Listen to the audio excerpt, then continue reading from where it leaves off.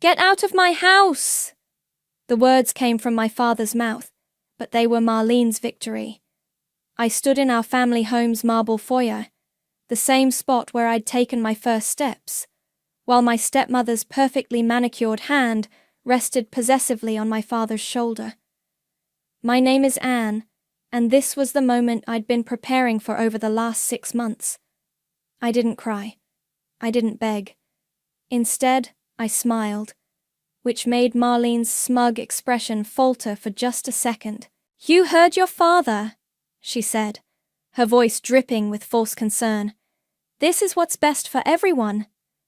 I turned to my father, Everett, the man who'd once sworn on my mother's deathbed that he'd always protect me. "Dad, is this really what you want?" He wouldn't meet my eyes. "Marlene's right. Your attitude, your constant questioning of our decisions regarding the company, it's creating a toxic environment." I laughed then, a sharp, bitter sound that echoed through the foyer. "My attitude? You mean my questions about the unauthorized withdrawals? Or my concerns about the new consultants Marlene's been hiring without board approval?" "That's enough!" Marlene stepped forward, her designer heels clicking against the marble. "Your paranoid accusations are exactly why this needs to happen. Your father and I are trying to modernize the business, and you're fighting us at every turn." I glanced at the security camera in the corner, the one Marlene didn't know was already feeding to my private server. "You're right. I should go pack." My father finally looked at me, confusion flickering across his face. He'd expected tears, pleading, maybe even anger. Instead, he got calm acceptance, and it unsettled him.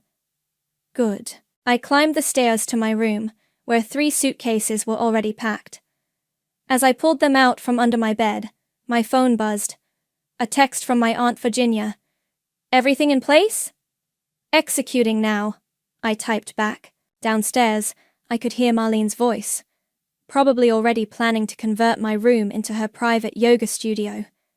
She'd been pushing for this since she married my father 2 years ago, slowly poisoning him against me, his own daughter. The daughter who'd worked beside him since I was 16, who'd helped build Fuller Enterprises into what it was today. My brother Caleb appeared in my doorway, his face pale.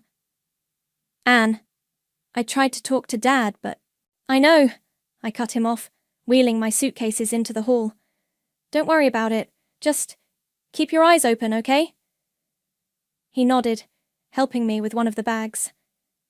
As we descended the stairs, Marlene was already on her phone, probably calling her friend Krista to celebrate their victory. "I've called you a car," my father said stiffly, still not meeting my eyes. "No need." I pulled out my keys. "I can drive myself." Marlene's perfectly plucked eyebrows rose. "You're taking the company car?" "Actually, it's my car. Check the registration." I smiled again, enjoying the flicker of uncertainty in her eyes. "I've been making arrangements for a while now. You should probably do the same." "Is that a threat?" Marlene stepped closer, dropping her voice. "Because if you think you can intimidate me—" "Not at all," I replied, loud enough for everyone to hear. "Just some friendly advice. You know, like the kind you gave my father about changing the company's banking passwords last week." My father's head snapped up. "How did you—" "Goodbye, Dad." I cut him off, walking to the door. "You should really check those offshore accounts Marlene set up, the ones she thinks nobody knows about." I turned to Marlene, whose face had lost some of its color. "I'd start with the Cayman Islands if I were you." The door closed behind me with a satisfying thud. In my rearview mirror, I could see them arguing through the front window, Marlene's hands gesturing wildly. My phone buzzed again, Virginia confirming that the first set of documents had been filed with the board of directors. I pulled out of the driveway of my childhood home, but I wasn't leaving in defeat. This wasn't an ending. It was exactly the beginning I'd planned for. Marlene thought she'd won, thought she'd finally pushed me out of the way. She had no idea that I'd been recording every conversation, tracking every suspicious transaction, and building a case that would make her wish she'd never heard the name Fuller. My aunt was waiting at her house with a glass of wine and the next phase of our plan. As I drove, I could almost hear the ticking of the time bomb I'd just activated. Marlene had given my father an ultimatum, forcing him to choose between us. But she'd forgotten one crucial detail. I was my father's daughter, and I'd learned everything I knew about business from him, including how to plan for war. Virginia's home office looked like a war room. Documents covered every surface, sticky notes created a rainbow across her walls, and her laptop displayed a complex timeline of Marlene's activities over the past 2 years.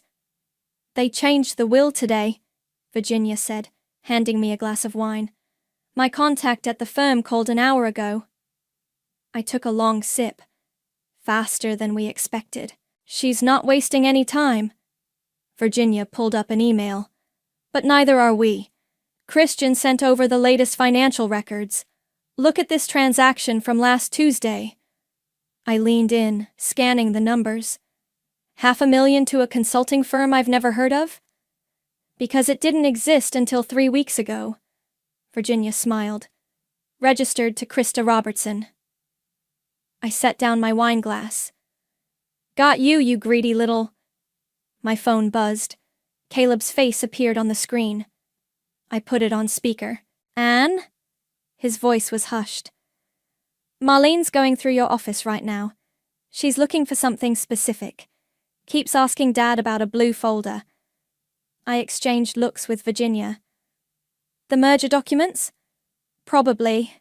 She's getting frustrated. Dad's in his study, drinking." "Take pictures of everything she touches," I instructed. "And Caleb? Thank you." After hanging up, I pulled out my own laptop. "Christian's been feeding me information for months. Watch this." I pulled up a series of emails between Marlene and Krista, each one carefully archived and authenticated. They've been planning this for over a year. The consulting firm is just their latest scheme.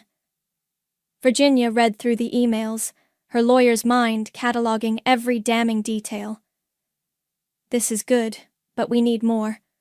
The board won't act without concrete proof of fraud." "Already ahead of you." I opened another folder. "Remember when Marlene insisted on upgrading the office security system? She installed cameras everywhere, except she doesn't know I have access to all of them." The video footage showed Marlene in the company's financial office after hours, accessing files she shouldn't have been able to touch. Another showed her meeting with Krista in the parking garage, exchanging documents. "There's more," I said, pulling out a small recorder. "Every conversation in her office for the past 3 months." Virginia's eyes widened. "Anne, some of this might not be admissible." "In court, maybe, but in the court of public opinion, in front of the board, it's devastating." My phone buzzed again. Pearl this time. "Anne, you need to see this." She sent a link to the company's internal messaging system. Marlene had just announced my voluntary departure from the company, citing personal issues that required my immediate attention. "Perfect timing," I said, forwarding the message to Virginia. "Now we can move on phase 2. Virginia pulled up another document. "The trust fund your mother set up for you. Marlene doesn't know about it because it's under your mother's maiden name. If we activate it now..." A loud knock at the front door interrupted us. Virginia checked her security camera feed. "It's your father!" I stood up, straightening my spine. "Let him in." Everett burst into the office, his face red with anger. "What did you do?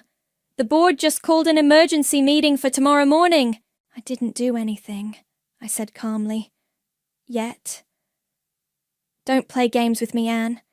Marlene said..." "Marlene said what?" I cut him off. "That I'm unstable? Paranoid? Or did she tell you about the money she's been funneling through fake consulting firms?" He faltered. "What are you talking about?" I handed him the folder of evidence. "Your wife has been stealing from the company, Dad, and you've been too love-blind to see it. He flipped through the pages, his hands shaking. This can't be right. It is. Virginia stepped forward. And there's more, much more. My father sank into a chair, the folder hanging limply from his hands. Why didn't you come to me with this? Would you have believed me? I asked quietly. You haven't believed anything I've said about her for 2 years. His phone rang. Marlene's ringtone. He stared at it, then declined the call. The board meeting is at 9, I said. You have until then to decide whose side you're on, but either way, Marlene's going down. He looked up at me, and for the first time in years, I saw my real father there, the man who'd taught me everything I knew about business. What do you need me to do? Nothing, I replied. Just watch, and remember who your real family is. After he left, Virginia poured us both more wine. You know she's going to retaliate the moment she realizes what's happening. I nodded, pulling up another file on my laptop, Marlene's previous marriage records, carefully hidden but not well enough. Let her try. I've got 6 months of preparation against her 2 years of fraud. Tomorrow, we let the first bomb drop. And then? I smiled, thinking of Marlene's smug face in the foyer. Then we watch her world burn. The boardroom was silent, except for the soft hum of the projector. On the screen, transaction after transaction scrolled past, each one connecting Marlene's private accounts to company funds. I stood at the head of the table, watching faces shift from confusion to shock to anger. As you can see, I said, clicking to the next slide, over $2 million have been diverted through shell companies in the past 18 months. Marlene shot to her feet. This is ridiculous. These are legitimate business expenses. Like this consulting firm? I pulled up Krista's company registration. Established 3 weeks ago by your college roommate, with no business history or credentials, yet receiving $500,000. Christian, our CFO, cleared his throat. I can confirm these numbers are accurate. I've been tracking the discrepancies for months. My father sat silent, his face ashen. Marlene reached for his hand, but he pulled away. This is a witch hunt, Marlene declared, her voice shaking. Everett, tell them about how unstable Anne's been, how she's trying to undermine our marriage. Mrs. Fuller, one of the board members interrupted. Please explain these offshore accounts. Before she could answer, the door opened. Caleb walked in, carrying a stack of papers. Sorry I'm late. I brought those documents you asked for, Anne.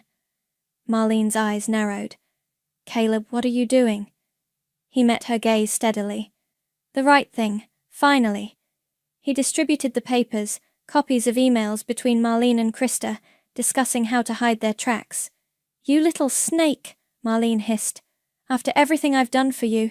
You mean like threatening to ruin my career if I didn't spy on Anne? Caleb's voice was cold. Yeah, thanks for that. The board chairman stood up. I think we've seen enough. Mrs. Fuller, please leave the premises. Security will escort you to collect your personal belongings.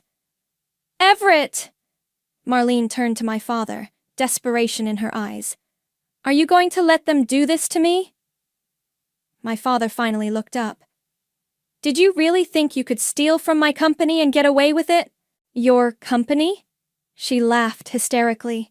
You mean the company you signed over to me last week? The room went silent. I smiled. About that. I nodded to Virginia, who stood up from her seat in the corner. As the company's legal counsel, Virginia said, I should point out that any recent changes to company ownership are null and void, given the evidence of coercion and fraud we've presented. Marlene's face went white. Security appeared at the door. This isn't over, she spat, grabbing her designer bag. You have no idea what I'm capable of. Actually, I replied, I do. That's why I've already forwarded all of this to the SEC. After she was escorted out, the board quickly voted to freeze all suspicious accounts and launch a full audit. As people filed out, My father approached me. Anne, Save it, I cut him off. We're not done yet. What do you mean? I pulled out my phone, showing him the notification that had just come in. Marlene just tried to access the executive account. Good thing I changed those passwords last night. He ran a hand through his hair. I've been such a fool. Yes, you have. I gathered my things. And now you get to watch while I clean up your mess. Caleb followed me out to my car. She's going to retaliate. You know that, right? Let her try. I checked another notification. Right now, she's probably discovering that her personal accounts have been frozen too. Anne! Marlene's voice rang across the parking garage. She stormed toward us, heels clicking furiously. You think you're so clever, don't you? Wait until the press hears about your little cocaine habit. I laughed. You mean the fake photos Krista doctored? Already dealt with. Check your email. Her phone dinged. She opened it, face draining of color as she saw herself and Krista discussing their photo manipulation scheme, courtesy of the office cameras she'd installed herself. You're finished, Marlene, I said quietly. Walk away while you still can. You bitch, she whispered. You've been planning this all along. No, I corrected her. I've been watching you dig your own grave. I just made sure you fell into it. She raised her hand to slap me, but Caleb caught her wrist. Don't, he warned. Security's still watching. She yanked her arm away and stormed off, nearly tripping in her expensive heels. That went well, Caleb said dryly. My phone buzzed. Christian warning me that Marlene had just called Krista. It's not over, I told Caleb. She's going to try something desperate now. What's our next move? I smiled, thinking of the sealed envelope in Virginia's safe. We wait. Sometimes the best revenge is letting your enemy destroy themselves. And Dad? I watched our father through the office windows above, standing alone in the boardroom. He made his choice. Now he lives with it. The war wasn't over, but today's battle was won, and I had plenty more ammunition left. Breaking news! Heiress Anne accused of corporate espionage. Pearl read from her phone, sitting across from me at our favorite coffee shop. Well, that didn't take long. I sipped my latte. Marlene's getting predictable. There's more. Pearl scrolled down. Anonymous sources claim you've been selling company secrets to competitors.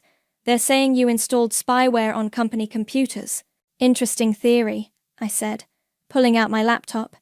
Especially since I have footage of Marlene installing that exact spyware herself last month. My phone lit up with a text from Christian. She's in the building. With lawyers. Showtime, I told Pearl, packing up. Want to watch the fireworks? We arrived at the office just as Marlene was strutting through the lobby with two suited men. She froze when she saw me. Perfect timing, I called out. I was just about to show the board something interesting about your previous marriage. Her face twitched. What are you talking about? You know, your marriage to Richard? The one that ended right after you drained his accounts? I watched her lawyers exchange glances. Or did you forget to mention that to your legal team? That's ancient history, she snapped. And completely irrelevant. The pattern of fraud isn't irrelevant. Virginia appeared behind me, carrying a thick folder. Neither is the fact that you're still legally married to him. The lawyers stopped walking. One of them turned to Marlene. What is she talking about? I pulled out my phone, projecting documents onto the lobby's glass wall. Richard filed for divorce, but it was never finalized, which makes your marriage to my father invalid, and every document you've signed as Mrs. Fuller. I smiled. Well, that's fraud. You're lying, Marlene whispered, but her hands were shaking. Meeting room 3, I said to the lawyers. I have copies of everything for you. One lawyer followed Virginia, while the other stayed with Marlene, who was frantically texting on her phone. Calling Krista? I asked. Don't bother. She's probably busy with the SEC agents who arrived at her house this morning. Marlene's phone clattered to the floor. You can't prove anything. Actually, Caleb's voice came from behind her. He was holding up his phone, recording. You just did. Again. You ungrateful little... She lunged at him, but security stepped forward. Ms. Griffin, the guard said, using her real surname. I'll have to ask you to leave. This isn't over, she shouted as they escorted her out. You have no idea what I'm capable of. Actually, my father's voice boomed from the elevator. We do. He walked toward us, looking more like his old self than he had in years. The board just voted. You're being investigated for fraud, theft, and corporate espionage. Everett, please. She tried to soften her voice.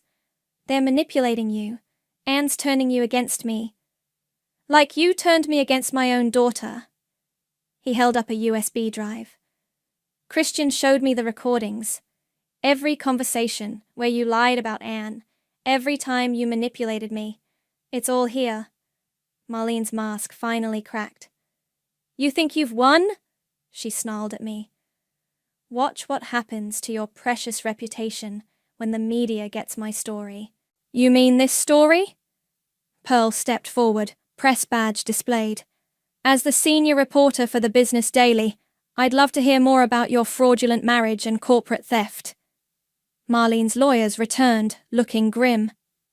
Ms. Griffin, we can no longer represent you, and we strongly advise you to retain criminal defense counsel. She backed away, her designer heels stumbling on the marble floor. This isn't... You can't... I can, I said quietly. And I did. You gave my father an ultimatum, remember? Now I'm giving you one. Leave now, or I release everything. Every scam, every theft, every manipulation. Your choice. She looked around wildly, finding no allies. Even the security guards were turning away. Finally, she straightened her spine, trying to salvage some dignity. You'll regret this, she said, before clicking her way to the exit. Anne, my father started, but I held up my hand. Not now. I turned to Virginia. Is everything ready for Phase 2? She nodded. The audit team arrives tomorrow, and I've frozen all accounts connected to Krista's consulting firm. Good. I checked my phone, another text from Christian, because Marlene just tried to transfer $5 million to an offshore account. She can't access anything, Caleb confirmed. All codes have been changed. Pearl was already typing on her tablet. Want me to run the story? Not yet. I watched through the glass doors as Marlene got into her car. Let's see what desperate move she makes next. Sometimes the best way to catch a snake is to let it show its fangs. And then? My father asked. I turned to him, letting him see the determination in my eyes. And then we make sure she never hurts another family again. The lobby slowly cleared, but I stayed, watching Marlene's car disappear into traffic. She thought she was escaping, but really, she was just running straight into my next trap. The knock on my office door came at exactly 3 p.m. Krista stood there, mascara streaked down her face, clutching her designer bag like a shield. They're going to arrest me, aren't they? Her voice trembled. I gestured to the chair across from my desk. That depends on what you tell me in the next hour. She sank into the seat, her usual confidence shattered. Marlene, she said it would be easy money. Just move some numbers around, create some invoices, and help her steal millions? I leaned forward. How much did she promise you? 10%. Krista wiped her eyes. But I never saw most of it. She kept saying the big payoff was coming. My phone buzzed. A text from Virginia. SEC wants to meet tomorrow. They have questions about Marlene's previous marriage scam. Start talking, I told Krista. Everything. From the beginning. She spilled it all. How Marlene had approached her 2 years ago, promising easy money. The fake consulting firm was just the latest in a string of schemes. There were others.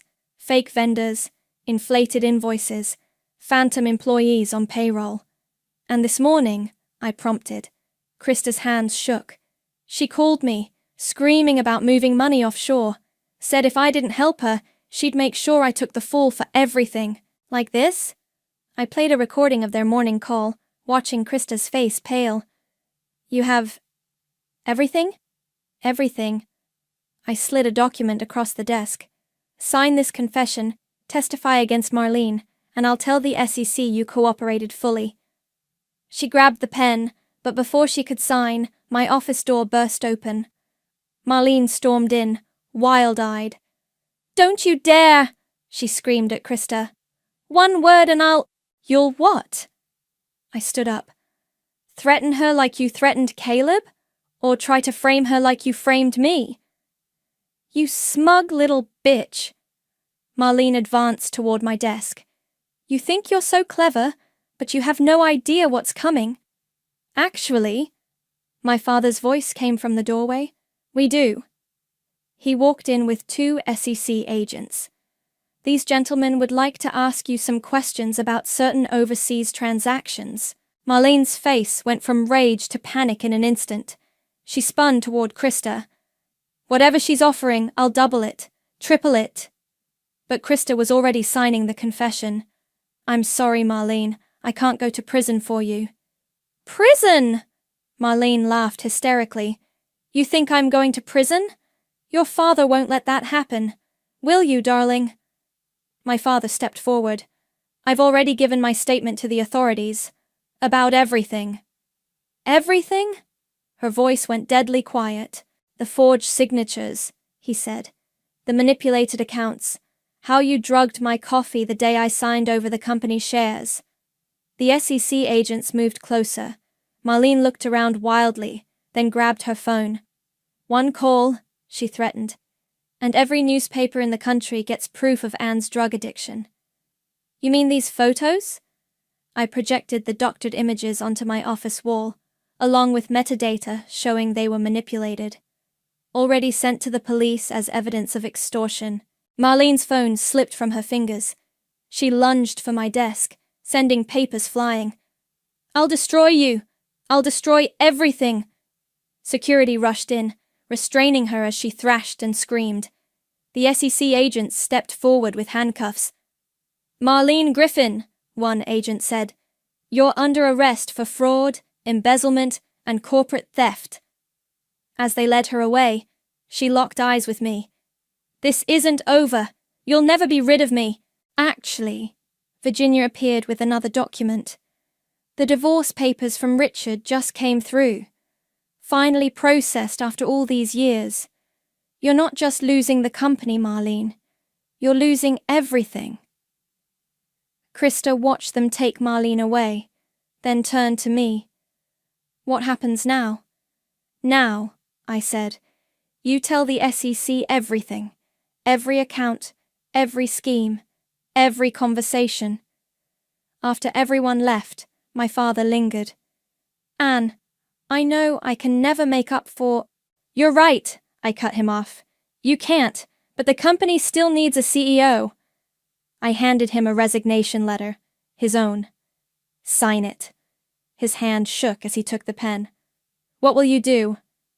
Clean up your mess. Restore the company's reputation.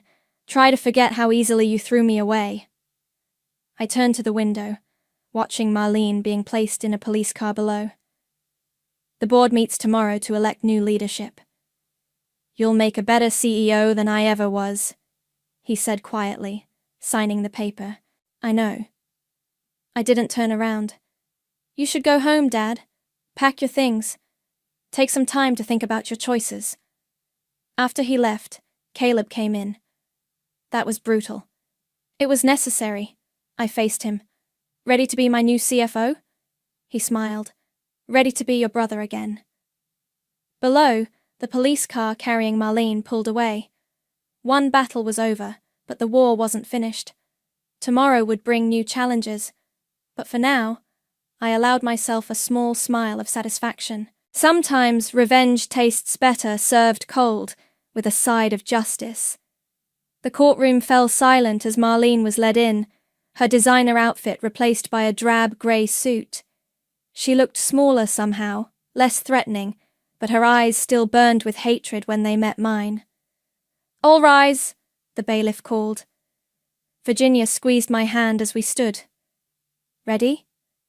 I nodded, watching Marlene's lawyer shuffle papers nervously. He knew what was coming. Everyone did. "Your Honor," the prosecutor began, "we'd like to call our first witness, Krista Robertson." Krista walked to the stand, refusing to look at Marlene. For 2 hours, she detailed every scheme, every fraud, every manipulation. The jury took notes furiously as she described how Marlene had orchestrated the theft of millions. "And these offshore accounts?" The prosecutor held up bank statements. "Marlene said they were untraceable," Krista replied.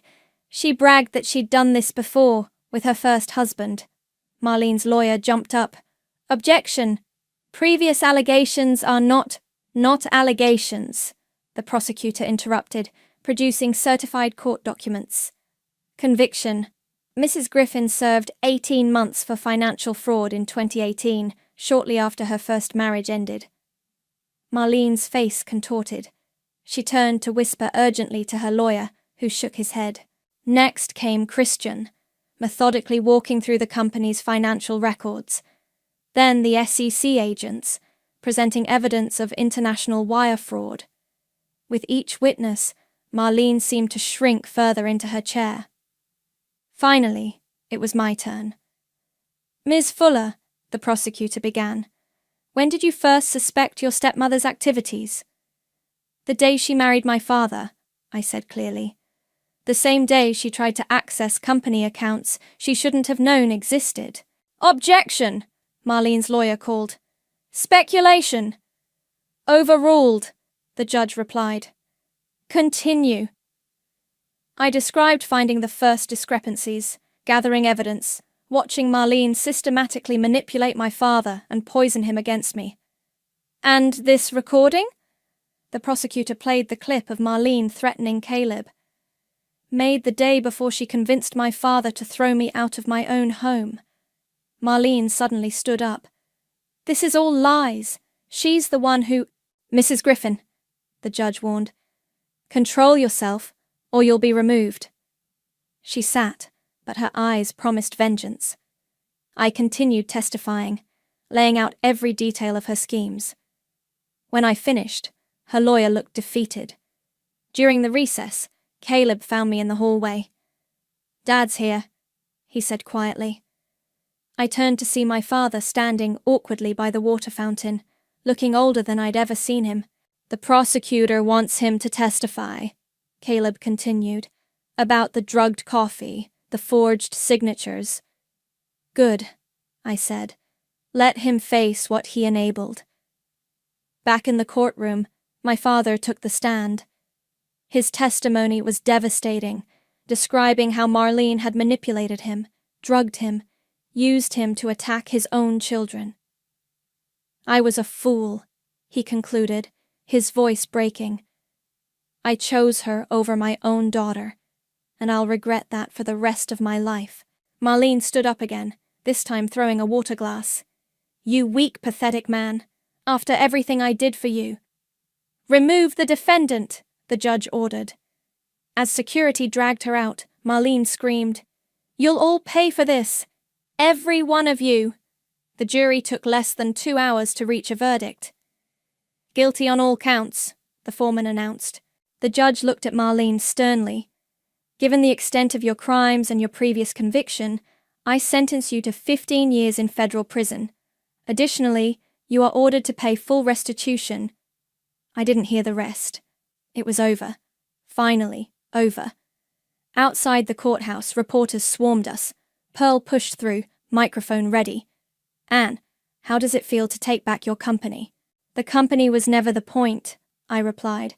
"This was about justice, about showing that you can't destroy families for profit and expect to get away with it."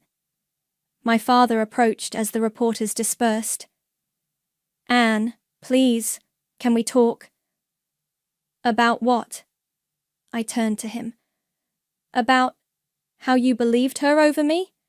How you threw away 28 years of trust for a con artist? I'm sorry, he whispered. I know it's not enough. But, you're right, I cut him off. It's not enough. The board meets tomorrow to formalize my position as CEO. You should finish clearing out your office. He nodded sadly and walked away. Caleb watched him go. That was harsh, he said. That was necessary. I checked my phone. Virginia had already filed the final paperwork transferring company control. Actions have consequences. He made his choice. And now? I looked up at the building that had been my second home since childhood. Now we rebuild. The right way this time. The war was over, but the aftermath was just beginning. I'd won, but victory tasted more bitter than sweet. Sometimes the price of justice is losing the very things you fought to protect, but I'd do it all again in a heartbeat. 6 months after Marlene's conviction, I sat in my father's old office, my office now, reviewing quarterly reports. The company had recovered faster than expected, our stock price climbing steadily since the scandal broke. A knock at the door interrupted my thoughts. Come in. Virginia entered, holding a newspaper. You need to see this.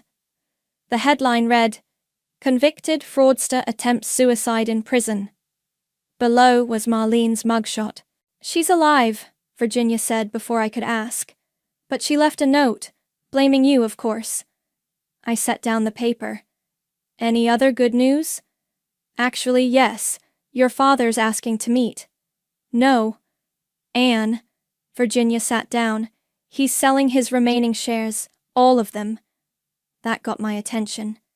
To whom? That's why he wants to meet. He's offering them to you first. I was about to respond when Caleb burst in. We have a problem. A big one. He turned on the office TV.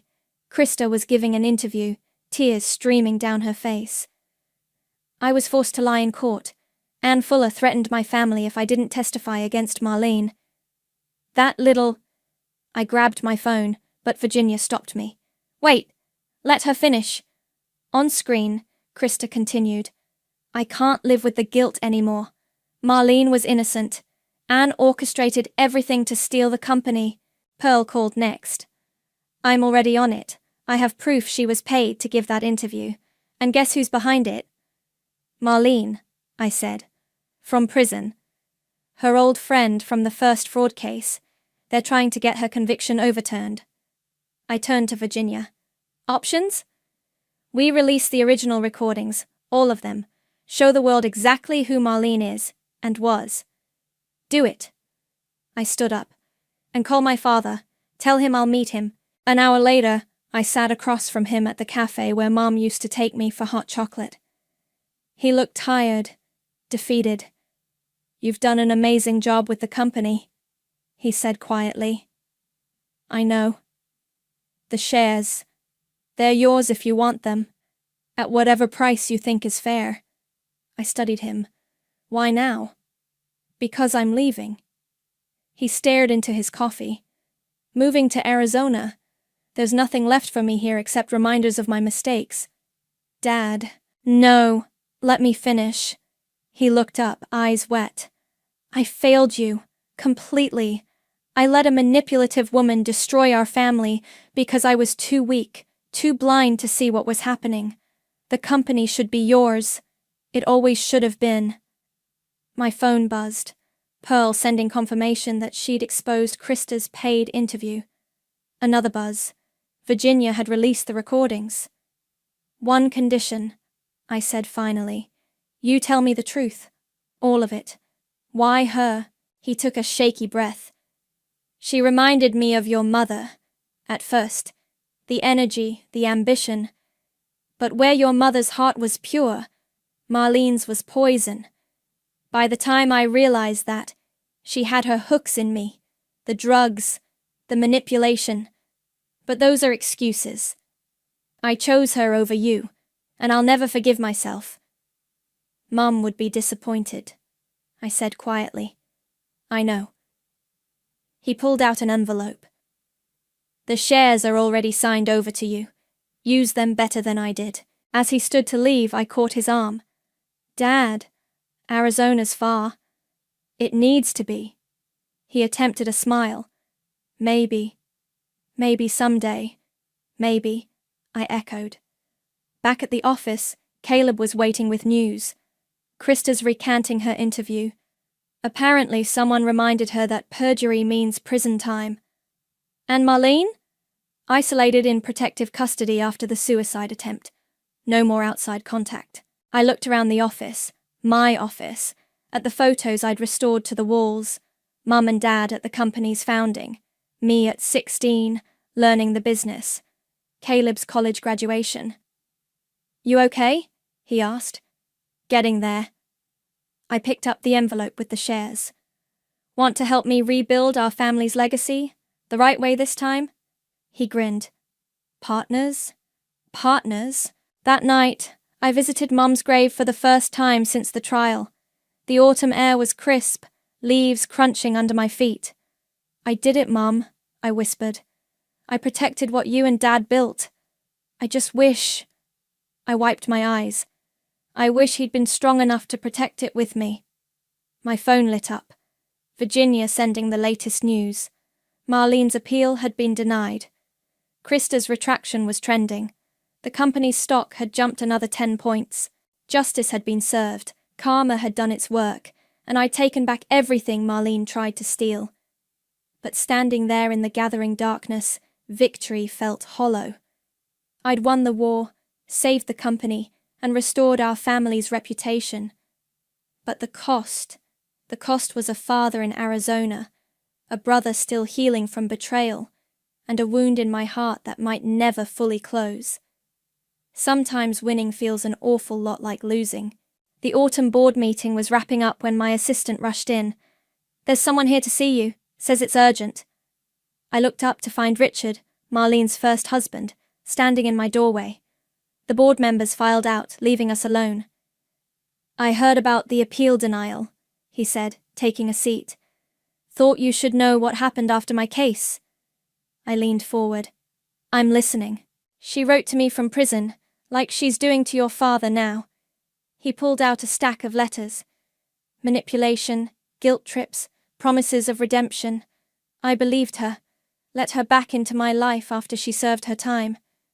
And she destroyed me, again, took everything I'd rebuilt. He slid the letters across my desk. Don't let your father make my mistake. My phone buzzed. Caleb texting that Dad had called him. Again. Thank you, I told Richard, for the warning. After he left, I called Virginia. Did you know about the letters? Just found out. She's been writing to him daily, playing on his guilt, promising to change. I thought about my father, alone in Arizona, probably reading similar letters right now. Get me his address. The flight to Phoenix was turbulent, matching my mood. I found him in a small house on the outskirts of the city, looking surprised to see me. Anne, what are you... I held up Marlene's latest letter, postmarked yesterday. We need to talk. He deflated, stepping aside to let me in. The house was sparse, with moving boxes still unpacked. On the coffee table, dozens of prison letters lay scattered. She's different now, he started weakly. No, she's not. I handed him Richard's letters. She did this before. It's another manipulation. I know, but what? I picked up one of her letters. My darling Everett, I've changed. Prison has shown me the error of my ways. With your help, I could... Dad, stop. Just stop. He sank onto the couch. I've lost everything. My company, my children's trust, my self-respect. Not everything. I sat beside him. Caleb misses you. And I took a deep breath. I'm angry. I'm hurt. But you're still my father. After what I did, parents mess up, sometimes catastrophically. I gathered Marlene's letters, but letting her manipulate you again? That's a choice, and it's not too late to make a better one. He stared at the letters for a long moment. Then, without a word, he walked to the fireplace and threw them in. The flames consumed Marlene's poisoned words. "What now?" he asked quietly. "Now?" I pulled out my laptop. "You helped me understand these contracts from 2019. Something's not adding up in the Asian market numbers." His eyes lit up, the businessman awakening. For 3 hours we pored over documents, his expertise filling gaps I hadn't even noticed. It felt like old times, before Marlene, when we were just father and daughter building something together. My phone rang. Caleb. "You found him?" "I found him. Want to say hi?" There was a pause. Yeah, I do." I handed the phone to Dad, watching his face as he spoke to his son for the first time in months. When he finished, his eyes were wet. "The company's annual charity gala is next month," I said casually. "We could use an experienced consultant for the Asian expansion plans." He looked up sharply. "Anne, not as CEO, not even as an executive, just a consultant with strict oversight. And Caleb wants his father back. So do I." I stood up. "But no more letters, no more Marlene. She took 2 years from our family. She doesn't get another second." He nodded, then walked to his desk and pulled out a photo. Me at 16, sitting at his office desk, learning the business. I kept this, to remind me of what I almost destroyed. Keep it to remind you of what we can rebuild. I checked my watch.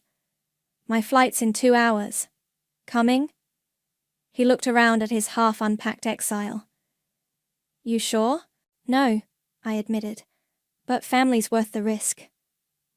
On the flight home, he showed me more gaps in our international contracts, places where his experience could help. We talked about Caleb's ideas for expansion, about Mom, about everything except Marlene. She'd tried to destroy our family. Instead, she'd forced us to rebuild it stronger. Her letters would keep coming, her manipulations would never stop, but they'd fall on deaf ears. We had a company to run, a legacy to protect, and a family to heal. Sometimes the best revenge isn't destruction, it's reconstruction. Building something so strong that those who tried to tear it down become nothing but a cautionary tale. A tale that ends not with happily ever after, but with something better. Hope, healing, and the hard-earned wisdom to never let anyone come between family again.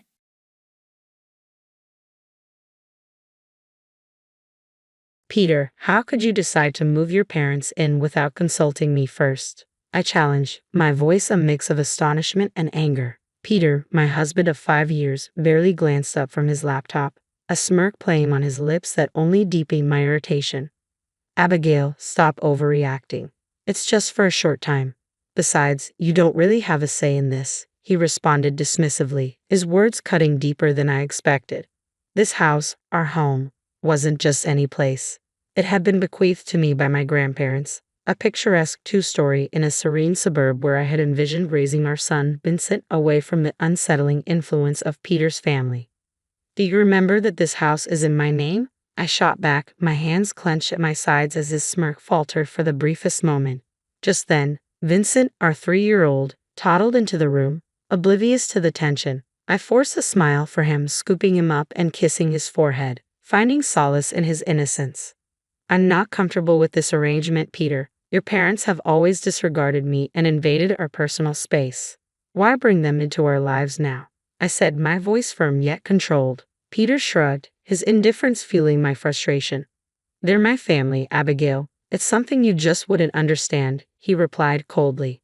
The word family echoed in my mind, mocking me. My own family, who had run the cozy coffee shop downtown, had always been my sanctuary, the warmth of their love a stark contrast to Peter's domineering, invasive parents. As our argument heated up, the doorbell rang, slicing through the tension. I peeked through the peephole, and my heart sank. Peter's parents stood on the doorstep, suitcases in hand, ready to encroach even further into our lives. "Fine, Peter. Let them in," But this isn't over, I said sharply, handing Vincent to him before reluctantly swinging the door open. Abigail, darling, Peter's mother exclaimed as she breezed past me, barely acknowledging my presence. His father, always stern and distant since our wedding, followed her inside. As they settled into the living room, my living room, what had once been a place of refuge now felt invaded.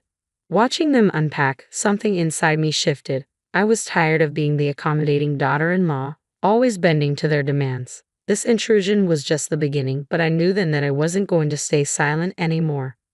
I retreated to the kitchen, my resolve hardening. This was my home, my sanctuary, and I was determined to defend it.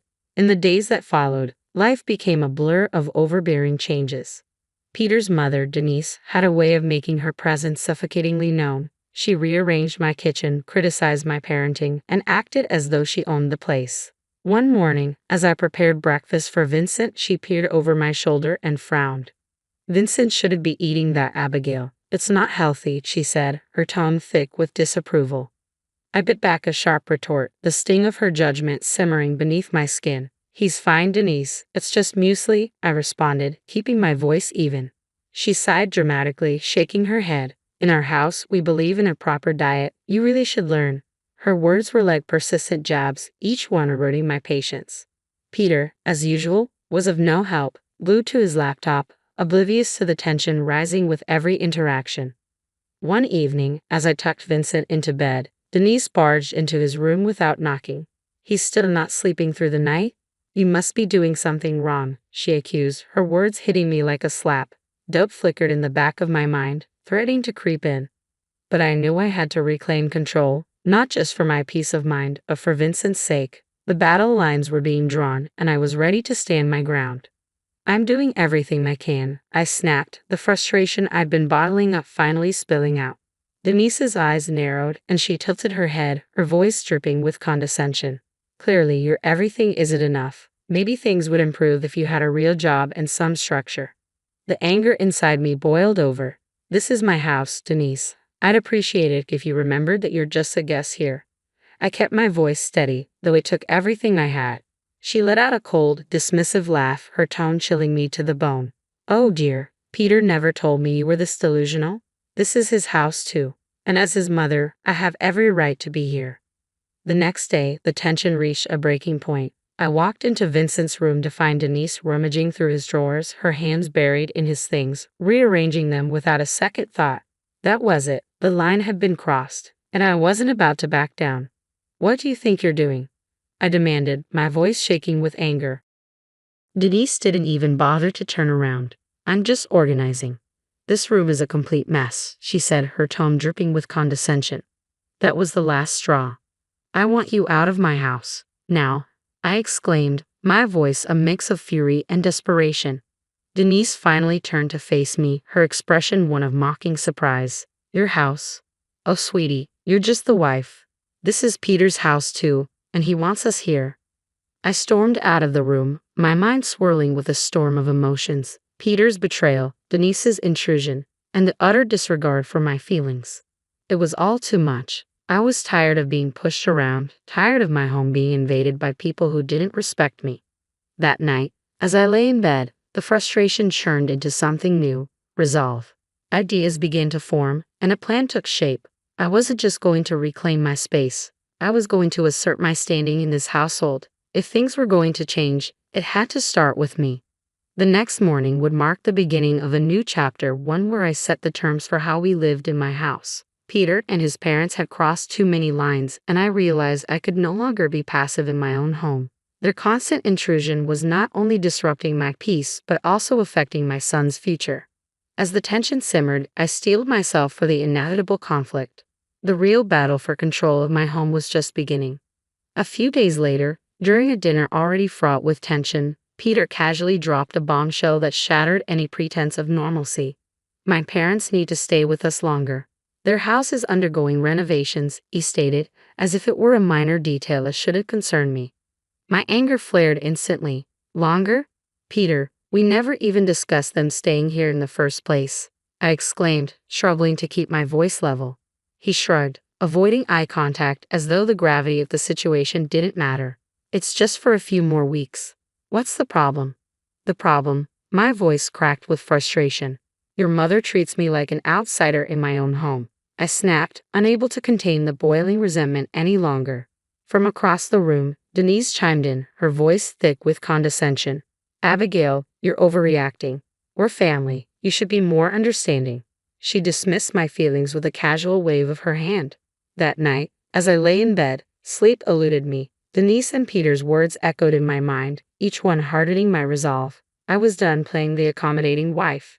Tomorrow, things would change, and it would be my terms they lived by. I refused to be marginalized in my own home any longer. It was clear that taking a stand was no longer an option, it was a necessity. The next morning, fueled by a restless night of thoughts, I reached out to my brother Mason, who had always been my rock. They're taking over my life, Mason. I can't handle it anymore. I confess, the strain evident in my voice. Mason's response was immediate and supportive. Abigail, you have to stand up for yourself. Don't let them push you around. It's your house, your rules, he encouraged firmly. His words instilled the courage I needed to confront the situation head-on. I began to gather evidence of Denise's domineering behavior, photos of my rearranged kitchen, notes on disrupted routines, and recordings of her disparaging comments. Armed with this evidence, I waited for the right moment to confront them. That moment arrived one afternoon when both Denise and Peter were in the living room, seemingly relaxed. I entered the room with determined strides and announced, "We need to talk, now." As they turned to face me, surprise flickered in their eyes, clearly unaccustomed to my assertiveness. I laid out my case clearly and unapologetically, presenting the evidence of Denise's intrusive behavior and expressing how disrespected I felt in my own home. The room filled with tension, but this time I didn't shrink from it. I stood my ground, ready to reclaim the respect and autonomy I deserved. This was more than just a confrontation. It was a declaration of my independence within my life and home. My voice was firm, cutting through the tension as I faced Peter, who looked startled by my tone. "What's going on, Abigail?" he asked, a hint of unease in his voice. "It's about your parents, Peter, their constant interference and lack of respect for my boundaries. It stops today," I declared, clutching my list of grievances tightly. Denise scoffed from her chair, dismissing me with a wave of her hand. "This is ridiculous. We're just trying to be helpful." "Helpful," I shot back, the frustration boiling over. "Helpful by constantly undermining me, by making me feel invisible in my own home." I shot back, my frustration reaching its peak. Peter shifted uncomfortably. "Abigail, they're my parents. We can't just ask them to leave." "No, Peter," I countered sharply, my resolve unwavering. "They're guests in my home, and they've overstayed their welcome. Either they go, or I will, taking Vincent with me." The room fell silent, my ultimatum hanging heavily in the air. I could see the wheels turning in Peter's head, but it was Denise who broke the silence. "You wouldn't dare," she hissed, her facade beginning to crack. "Try me. I won't regret standing up for myself," I retorted, filled with newfound determination. That night, Peter's parents packed their bags. As they left, Denise shot me a venomous look. "You'll regret this, Abigail," she warned. But as the door closed behind them, a profound sense of relief washed over me. It was the first step toward regaining control of my life, and I was ready for whatever challenges lay ahead. The days following Denise and her husband's departure were oddly quiet. Peter's demeanor turned cold and distant, and our interactions became minimal and strained. Yet I found solace in the peace of my own home and the joyful laughter of our son Vincent. One evening, as Vincent played with his toys, Peter broke the silence with an unexpected announcement. "I have to go on a business trip." The news shocked me, but it also brought a moment of clarity. It was time for me to fully embrace the peace and independence I had fought so hard to achieve. "I'll be gone for a few weeks," Peter announced, his tone indifferent, as if our faltering relationship was merely a minor inconvenience compared to his work obligations. "Fine," I replied, steeling myself for the changes ahead. I replied sharply, a surge of relief washing over me at the prospect of his absence. As soon as he left, the atmosphere in our home shifted, becoming lighter, almost liberating. I began to undo the changes Denise had imposed, each correction feeling like a small victory in reclaiming my space. However, the real turning point came unexpectedly when I stumbled upon a series of emails on Peter's laptop, left carelessly open. The emails laid bare an affair, a betrayal that cut deeper than any of Denise's pointed remarks. A storm of anger, hurt, and betrayal engulfed me as the reality of his deception sank in. It was clear that Peter needed to face the consequences of his actions. With a clear mind and firm resolve, I started to plan my next steps meticulously. The first order of business was to secure my financial and legal standing. I contacted a lawyer, laid out my situation, and initiated divorce proceedings. Then I turned my attention to the house, a legacy from my grandparents and a symbol of my independence. I want to sell the house quickly and quietly, I told the real estate agent, my voice steady. Her surprise was evident, but she sensed the urgency and gravity of my decision. Are you sure about this, Abigail? Selling the house is a big step, she cautioned. I've never been more certain, I assured her, my voice laced with a mix of betrayal and newfound determination. The house went on the market, and to my relief, offers came in swiftly. The thought of Peter returning to find he had lost control over this aspect of my life brought a bittersweet satisfaction. Throughout this tumultuous period, I leaned heavily on my family for support. Though shocked by Peter's actions, my parents stood firmly by my side, providing the emotional backbone I desperately needed. I needed their support as I navigated this challenging chapter. Their presence was a constant reminder of what true family support should look like. We're here for you, no matter what, my father reassured me, his eyes tender as he watched Vincent play, blissfully unaware of the storm swirling around us. I quietly vowed to protect his happiness at all costs. Peter's return was inevitable, but I had changed profoundly in his absence. Armed with the truth and a concrete plan, I was ready to confront him and reclaim my autonomy. When the day finally came, the air was thick with tension, a tension I had mentally rehearsed many times, imagining every possible reaction. Yet my heart still raced as I heard his key turn in the lock.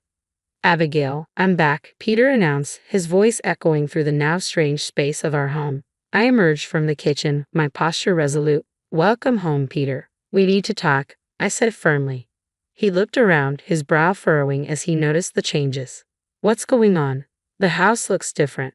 I stood my ground, my voice unwavering. I sold the house, Peter. It's no longer ours. Shock spread across his face. You did what? You can't just sell our house without discussing it with me. It was my house to begin with, Peter, and after what I've discovered, you don't have a say in this anymore, I declared, my voice tinged with controlled anger. He scoffed, trying to assert his control. What are you talking about? What affair? I know everything, Peter, I stated firmly, watching his confident demeanor begin to crack. His feeble attempt to deny the allegations was short-lived. Abigail, it's not what you think, he tried to explain. I think it's exactly as it appears. You've betrayed me, betrayed our family, I countered, the pain evident in my voice. Peter's face shifted from shock to anger. You're overreacting. We can fix this. There's no we anymore, Peter. I filed for divorce. I filed for divorce, I declared, extending the papers to him. The ensuing conversation devolved into a chaotic blur of accusations and denials, but I remained steadfast. The man I had married was gone, replaced by someone consumed by selfish desires. As he stormed out, vowing to fight the divorce, I felt a complex mix of relief and determination. No matter what challenges lay ahead, I was prepared to face them for the sake of my future and Vincent's well-being.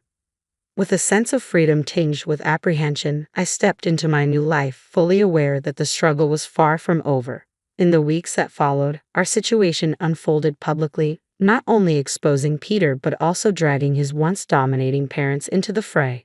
Their attempts to reconcile were met with my resolute silence. I had severed ties, focusing all my energy on Vincent and finalizing our divorce. The day of the court hearing arrived, and Peter looked visibly defeated, the weight of his choices pressing down on him. When the judge granted me the divorce along with custody of Vincent, I felt a profound sense of justice being served. After the hearing, Peter's attempts at reconciliation were futile. You made your choice, Peter. Now you have to live with it, I told him firmly, turning away for the last time. The fallout from our divorce and Peter's affair was swift and severe, tarnishing his reputation and straining his relationships. His once imposing parents now faced social ostracism, a stark reversal of their previous status. As Vincent and I walked out of the courthouse, hand in hand, it felt not just like an ending but a new beginning, a chance to rebuild our lives on a foundation of honesty and freedom from deceit. The future was uncertain, yet it was wholly ours to shape. Life after the divorce was like stepping out of a long, dark tunnel into the sunlight. I had regained control, not just over the now sold house, but over my life. Vincent, blissfully unaware of the adult complexities, thrived in the stability and love I provided. My days were busy but fulfilling as I dedicated myself to rebuilding our lives and managing the coffee shop, which had become my sanctuary. However, the shadow of Peter and his parents occasionally cast a pall over my newfound peace. One evening, as I was closing up the shop, Peter appeared at the door, looking disheveled and desperate, a stark contrast to the composed man I once knew. "Abigail, please, I need to talk to you," he pleaded, his eyes searching mine for any remaining spark of compassion. I paused, conflicted by the mix of feelings his sudden appearance evoked. "What is it, Peter?" I inquired cautiously. "It's about the alimony and child support," he admitted, his voice filled with shame. "I'm unable to pay it. I've lost my job due to the scandal." Peter's words struck me like a chill of reality. "And my parents are struggling too," he added, his tone desperate. "That's not my problem, Peter. You made your choices, and now you have to face the consequences," I responded, my voice resolute yet cold. "But Abigail, I have nothing left. Please, for old time's sake," he pleaded, his voice cracking with despair. A twinge of pity flickered within me, but it was swiftly extinguished by the vivid memory of his betrayal. "Old time's sake? Those times are long gone, Peter. You should have thought about the consequences before you decided to cheat and lie," I retorted, turning to leave. However, his next words halted me. "I'm sorry, Abigail. Truly, I am. I was a fool, and I ruined everything. Please help me." For a brief moment, I saw the man I once loved, vulnerable and filled with regret. Yet the pain he had caused was too profound, the betrayal too fresh. "I'm sorry, Peter, but I can't help you. You need to figure this out on your own," I said, my voice firm, signaling the end of our shared past. As I walked away, a profound sense of closure enveloped me. The journey had been fraught with betrayal and heartache, but it had steered me toward newfound strength and independence. Life moved forward. Vincent grew, his laughter and curiosity infusing our home with joy. The coffee shop thrived, transforming into a hub of warmth and community. I found solace in simple pleasures: the aroma of fresh coffee, the sound of Vincent's giggles, and the steadfast support of those who loved me. Peter and his parents faded into distant memories, their legacy a stark reminder of the consequences of betrayal. My experience taught me resilience and underscored the importance of standing up for myself. That evening, as I locked up the shop and gazed at the sky, its hues marking the end of another day, I smiled, holding Vincent's hand tightly. Our future was uncertain yet bright. Step by step, we were venturing into a new chapter of our lives, fortified by our past but not bound by it.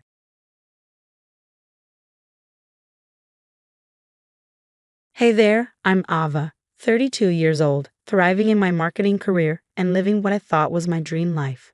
I've got an incredible house in the suburbs, and my husband, William, is a brilliant software engineer who's always had my back, or so I believed.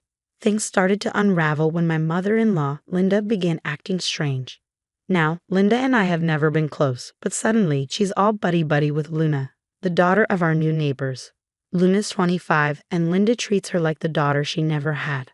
"Hey, William, have you noticed how much your mom's been hanging out with Luna lately?" I asked one evening over dinner. "Huh? Oh yeah, Mom said she's helping Luna with job applications or something," he replied casually. I shrugged it off. That's nice of her, I guess. But I couldn't shake this weird feeling. Every time I saw them together, they'd be whispering and giggling like schoolgirls. It was unsettling. During our weekly game night, I vented to my friends, Tom and Karen. Am I overthinking this, or is Linda acting weird? Karen raised an eyebrow. Weird how? She's suddenly best friends with Luna. It's like they've got some secret joke that I'm not in on. Tom laughed. Maybe they're planning a surprise party for you. I wish you were that innocent. Work was crazy, and I was up for a major promotion, so I was practically living at the office. Meanwhile, William started coming home later and later. Another late night? I asked, trying to sound casual. "Yeah, this project's brutal." "Don't wait up," he said. I wanted to believe him, but my gut told me something was off. One afternoon, I was grabbing the mail and spotted Linda and Luna huddled together on Linda's porch. They went silent as soon as they saw me. "Hey, Ava," Luna chirped, overly cheerful. "How's work?" "Busy. I replied, forcing a smile. What are you two up to? Linda waved it off. Oh, just some girl talk, nothing you'd be interested in, dear. Right, because I'm not a girl or anything. That night, I couldn't sleep, replaying all the strange vibes in my head. The whispers, the late nights, the awkward silences. Was I just being paranoid or was something seriously wrong? Little did I know, my perfect life was about to implode. The people I trusted were the ones holding the matches, ready to burn it all down. Monday morning, I walked into work, ready to crush my presentation for the promotion. But something felt off. People were whispering, giving me sideways glances. After my presentation, my boss, Mr. Johnson, called me into his office. We need to talk, he said, looking uncomfortable. There've been some rumors about us. I'm sorry, but I have to pass you over for the promotion. We can't have people thinking. Well, you understand. I was stunned. What? That's ridiculous. There's nothing going on between us. He sighed. I'm sorry, Ava. My hands are tied. I left work early, my mind spinning. At a neighborhood barbecue that weekend, I overheard Mrs. Peters gossiping with another neighbor. Did you hear about Ava Thompson? Apparently, she throws wild parties. Someone even said they saw drugs there. I nearly dropped my plate. What the hell was going on? When I got home, I confronted William. People are saying insane things about me, wild parties, an affair with my boss. What's happening? William looked uncomfortable, avoiding my eyes. I don't know, Ava. Maybe there's some truth to it. You've been working late a lot. I stared at him shocked. Are you serious? You know me better than that. The next day, Linda stopped by unexpectedly. Oh, Ava, she said with fake concern. I'm worried about you. Your behavior lately. It's just not right. Maybe you should be careful. Before I could respond, Luna bounced in. Hey, William, ready for our run? She smiled and touched his arm, laughing at something he said, while he just stood there, not even trying to push her away. Even Tom and Karen started acting strange. At our next game night, Karen asked hesitantly, Ava, is everything okay? We've been hearing things. I'm not having an affair, I'm not doing drugs, and I'm not throwing wild parties, I snapped. Tom looked skeptical. Look, if you need help. I stormed out, feeling more alone than ever. The final straw came when I decided to surprise William by coming home early. As I walked in, I heard laughter from upstairs. I rushed to our bedroom and froze. There was Luna, twirling in front of my mirror in my favorite dress. William was sitting on the bed, smiling at her. What the hell is going on here? I demanded. William jumped up, looking guilty. Ava, Luna needed something to wear for a job interview. Luna had the audacity to smile. Thanks for letting me borrow this, Ava. You're such a sweetheart. I was speechless as she sauntered out. I turned to William, incredulous. First my clothes, and what's next? My identity? That night, as he showered, I did something I never thought I'd do. I checked his phone. And there they were. Text after text between him and Luna. Nothing outright incriminating, but the flirty undertones were undeniable. Hey, handsome, thanks for today. You're always so helpful. Anytime, Jess. You looked amazing in that dress. My world was crumbling. My job, my reputation, my marriage, everything I had worked so hard for was slipping through my fingers. And for what? I hadn't done anything wrong. Lying in bed that night, with William snoring beside me, I made a decision. I wasn't going to be a victim anymore. Someone was orchestrating this nightmare, and I was going to find out who. And when I did, they'd regret ever messing with Ava Thompson. I'd had enough of being a pawn in someone else's twisted game. It was time to take control and uncover the truth. First step, install hidden cameras throughout the house. It felt wrong, but I was desperate. William, I'm heading out for a bit. I called out, my heart racing. Sure, babe. Everything okay? I forced a smile. Just peachy. Next stop, a private investigator's office. Dave, the PI, looked like he'd seen it all. So, you want me to tail your mother-in-law and some young neighbor? He asked. Eyebrow raised. Exactly. Something's not right, and I need proof. Back at work, I swallowed my pride and knocked on Mr. Johnson's door. Sir, can we talk? I need to explain what's really going on. He listened skeptical at first, but as I laid out the bizarre series of events, his expression softened. Ava, I had no idea. I received anonymous tips about your misconduct. I should have talked to you first. Relief washed over me, at least someone believed me. That night, I called an old friend, Alex, who had become a hotshot lawyer. I needed legal advice. Ava, long time no talk. What's up? I spilled everything. Alex whistled low. Dan, girl. You're in a mess. But don't worry, we'll figure this out. Days passed, and the evidence started pouring in. I was reviewing the camera footage when I saw it. Linda and Luna sneaking into my home office, planting what looked like drugs in my desk drawer. Those lying, manipulative. I bit back my words, fury building inside me. Then Dave called with more news. Miss Thompson, I've got something. Your mother-in-law, she's been paying the neighbor girl. Looks like she hired her to seduce your husband. It all clicked. Linda had orchestrated the entire thing, using Luna as her pawn to destroy my life. That evening, I confronted William, laying out everything I had discovered. Ava, I don't know what to say, he stammered, his face pale. How about the truth for once? I snapped. William broke down, tears streaming down his face. Luna came on to me hard. I was flattered. Nothing physical happened, I swear, but I liked the attention. I'm so sorry, Ava. I never meant for this to happen. I stared at him, the man I thought I knew. You're sorry. You let your mother and some girl destroy everything we built because you liked the attention. Please, Ava, he begged, reaching for my hand. We can fix this. I love you. I pulled away, my voice cold. Fix this. This isn't a broken vase, William. This is our life, our marriage, and you stood by while it burned. As I walked out of the room, leaving William sobbing on the couch, I felt a strange sense of calm. The truth was out. Now, it was time for justice. I picked up my phone and dialed Alex. Hey, it's me. I've got all the evidence. What's our next move?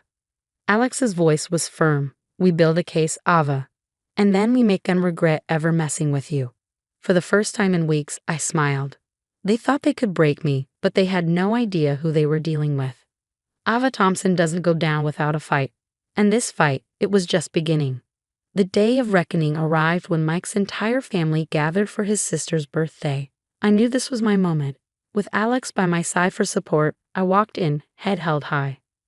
I have something you all need to see, I announced, setting up my laptop. The room fell silent as the footage of Linda and Luna played on the screen. Gasps echoed through the room as the footage of Linda planting drugs in my office played. Mom, what the hell? Mike's sister exclaimed, her face a mix of shock and disgust. Linda sputtered, her face flushed. It's not what it looks like, but I wasn't done. I turned to William's siblings, holding their gaze. Did you know about Linda's gambling problem? She's been embezzling from Dad's pension to fund it. I presented the bank statements and casino records for all to see. The shock on their faces deepened. Finally, I addressed the neighbors. And Luna, this isn't her first rodeo. She has a history of conning married men. I've got testimonies from her previous victims. The final bomb had dropped. The fallout was immediate and intense. William's family turned on Linda, their voices rising in anger and disbelief. In the chaos, my phone buzzed. It was Mr. Johnson. Ava, the board reviewed everything. We want to offer you the promotion, along with a public apology. Can you come in tomorrow? I smiled, feeling vindicated. Absolutely, sir. Thank you. As the dust began to settle, William approached me, his eyes pleading. Ava, please. I know I messed up, but can't we try to work this out? I love you. I took a deep breath, steadying myself. No, William, we can't. My lawyer will be in touch with the divorce papers. His face crumpled in pain, but I had my own scars too. I turned and walked away, head held high, ready to begin a new chapter. 1 year later, I stood in the kitchen of my dream house, sipping coffee as sunlight streamed through the windows. So much had changed. My new job was challenging, fulfilling, and I had started a support group for victims of family betrayal, turning my pain into a purpose. My phone buzzed. A text from Tom and Karen, full of apologies for doubting me and asking to reconnect. I appreciated their words but kept them at arm's length. Trust, once broken, takes time to rebuild. Another text popped up, this one from Alex. Dinner tonight at that new Italian place? I smiled, considering it. Alex had been my rock through everything. Maybe it was time to see where this could lead. I turned away from the window and caught a glimpse of my reflection in the mirror. The woman staring back at me was stronger, wiser, and fiercely independent. The scars were still there, deep beneath the surface, but they no longer defined me. I'll never let toxic people dim my light again, I promised myself. With that, I grabbed my keys, ready to face the day. My past had tried to break me, but instead, it had forged me into someone unbreakable. And that woman, she was ready to take on the world. Now I have a question for you. If you were in my shoes, would you have given William a second chance, or do you believe betrayal like this is unforgivable? Where do you draw the line between forgiveness and self-respect? Is there ever a situation where you would take back someone who stood by while others tried to destroy your life? Share your thoughts in the comments below.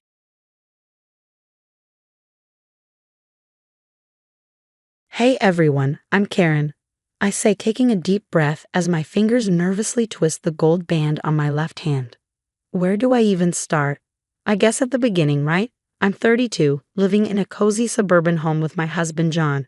From the outside, we probably seem like the perfect couple, hosting barbecues, snuggling up for movie nights, and taking the occasional vacation. But appearances can be deceiving. Honey, what do you think about inviting the Johnsons over this weekend? I ask, trying to keep my tone light as I chop vegetables for dinner. John looks up from his phone, his brow furrowing slightly. The Johnsons? I don't know, Karen. Doesn't Mark drink a little too much? Maybe we should just have a quiet night in. I feel a familiar pang of disappointment. Oh, okay. I just thought it might be nice to see some friends. We don't need other people to have a good time, do we? John smiles, but it doesn't quite reach his eyes. This is how it always goes. Any suggestion I make is subtly shot down, always with a seemingly reasonable excuse. It's been happening more and more lately, and I can't help but wonder when things started to change. I remember when John and I first got married, he was so supportive, always encouraging me to chase my dreams. Now it feels like he's slowly boxing me in, narrowing my world until it's just the two of us. Later that week, I meet up with my best friend Zoe for coffee. She's been my rock since college, and I can see the concern in her eyes as I vent about work. I've been thinking about applying for that marketing position at Tech Innovations, I say, stirring my lie absently. Zoe perks up. That's amazing, Karen. You'd be perfect for it. I smile weakly. Yeah, but I'm not sure if John would be on board. He thinks I'm already working too much as it is. Zoe's face falls slightly. Karen, can I ask you something? Do you ever feel like John is holding you back? Her question hits me like a ton of bricks. I want to deny it, to defend him, but I can't find the words. Instead, I change the subject, asking her about her new puppy. As I drive home, Zoe's question lingers in my mind. Is John holding me back? That night, as we settle in for our usual TV marathon, I decide to broach the subject. So I was thinking about applying for a new job. I say, watching his reaction carefully. John's jaw tightens slightly.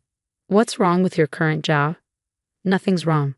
I just think this could be a great opportunity for growth. Karen, you know how demanding new jobs can be. We hardly see each other as it is. Maybe it's not the right time.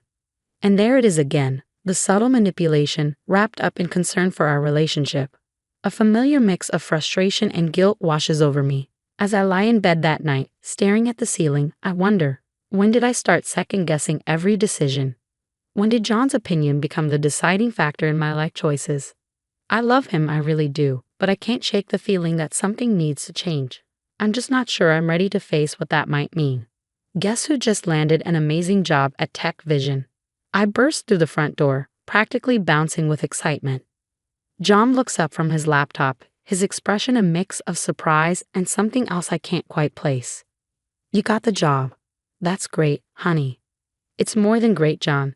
This could be a game changer for us. The salary is fantastic, and there's so much room for growth. Well, congratulations. I hope it doesn't interfere with our plans too much. I feel my smile falter slightly but push through. It won't, I promise. This is going to be good for both of us. As the weeks pass, I throw myself into my new role. The office is buzzing with energy, and I find myself thriving. My mentor, Gabrielle, takes me under her wing, showing me the ropes. Karen, your ideas for the new campaign are brilliant, Gabrielle says during our weekly catch-up. Keep this up and you'll be climbing a ladder in no time. Her words fill me with a warmth I haven't felt in ages. It's nice to be appreciated, to have my efforts recognized. Jake from It becomes an unexpected ally, always ready with a joke or a helping hand whenever technology decides to rebel against me. Karen, you've got to stop sweet-talking the printer. It's making the other machines jealous, Jake quips one day as he fixes yet another paper jam. I can't help but laugh. For the first time in a long time, I feel like I'm exactly where I'm supposed to be. What can I say? I'm irresistible to all things electronic. I joke as Jake finally fixes the printer. As I settle into my new routine, though, I start to notice John becoming more and more distant. One night, after a team building event, I come home late to find him waiting up, his face like a thundercloud. Another late night, huh? I guess I should get used to eating dinner alone, he says, his tone dripping with resentment. I sigh, setting my bag down. John, we talked about this. Sometimes there will be after-work events. It's part of the job. Part of the job, right? And I suppose that guy hanging around you is just part of the job too. His voice sharpens and I feel a flash of anger. His name is Jake, and yes, he's a colleague. Nothing more. John scoffs, crossing his arms. Sure, because nothing ever happens between colleagues, right? The accusation stings. I can't believe you'd even suggest that. I thought you'd be happy for me. I'm finally doing something I love. Happy that I barely see my wife anymore, that every conversation is about your precious job. I take a deep breath, trying to stay calm. That's not fair. I'm still here, still committed to us. But I need this, John. I need to feel like I'm growing, achieving something. And what about what I need? What about our plans to start a family? The words hang in the air between us. We had talked about kids before, but it was always a someday thing, not a right now thing. We can still have that, John. But right now, I need to focus on my career. Is that really so wrong? John doesn't respond. He just turns and walks out of the room, leaving me standing there, torn between two worlds. The next day at work, I try to push the argument out of my mind, but it lingers like a bad taste. Gabrielle, my mentor, notices my distraction. Everything okay, Karen? You seem a million miles away. I force a smile. Just a bit of home stress. Nothing I can't handle. Gabrielle gives me a knowing look. Remember, your success isn't a threat to anyone who truly cares about you. It's okay to prioritize yourself sometimes. Her words hit home, and I feel a lump forming in my throat. I want to believe her, to fully embrace this new chapter in my life. But as I sit at my desk, staring at a photo of John and me from happier times, I can't help but wonder, is it possible to have it all? Or am I destined to choose between my marriage and my career? My birthday was supposed to be a fresh start, a chance to bridge the growing gap between John and me. I spent hours planning a small dinner party, hoping it would bring us closer. So you're coming, right? I really need you there, I said over the phone, my voice betraying my nerves. Wouldn't miss it for the world. Honorable want me to bring anything. I laughed, feeling a bit lighter. Just your charming self. And maybe some of that wine John likes. As I finished setting the table, John walked in, his face stormy. We need to talk, Karen. My heart sank. Can it wait? The guest will be here soon. No, it can't. I want you to quit your job. I froze, nearly dropping a plate. Quit? John, what are you talking about?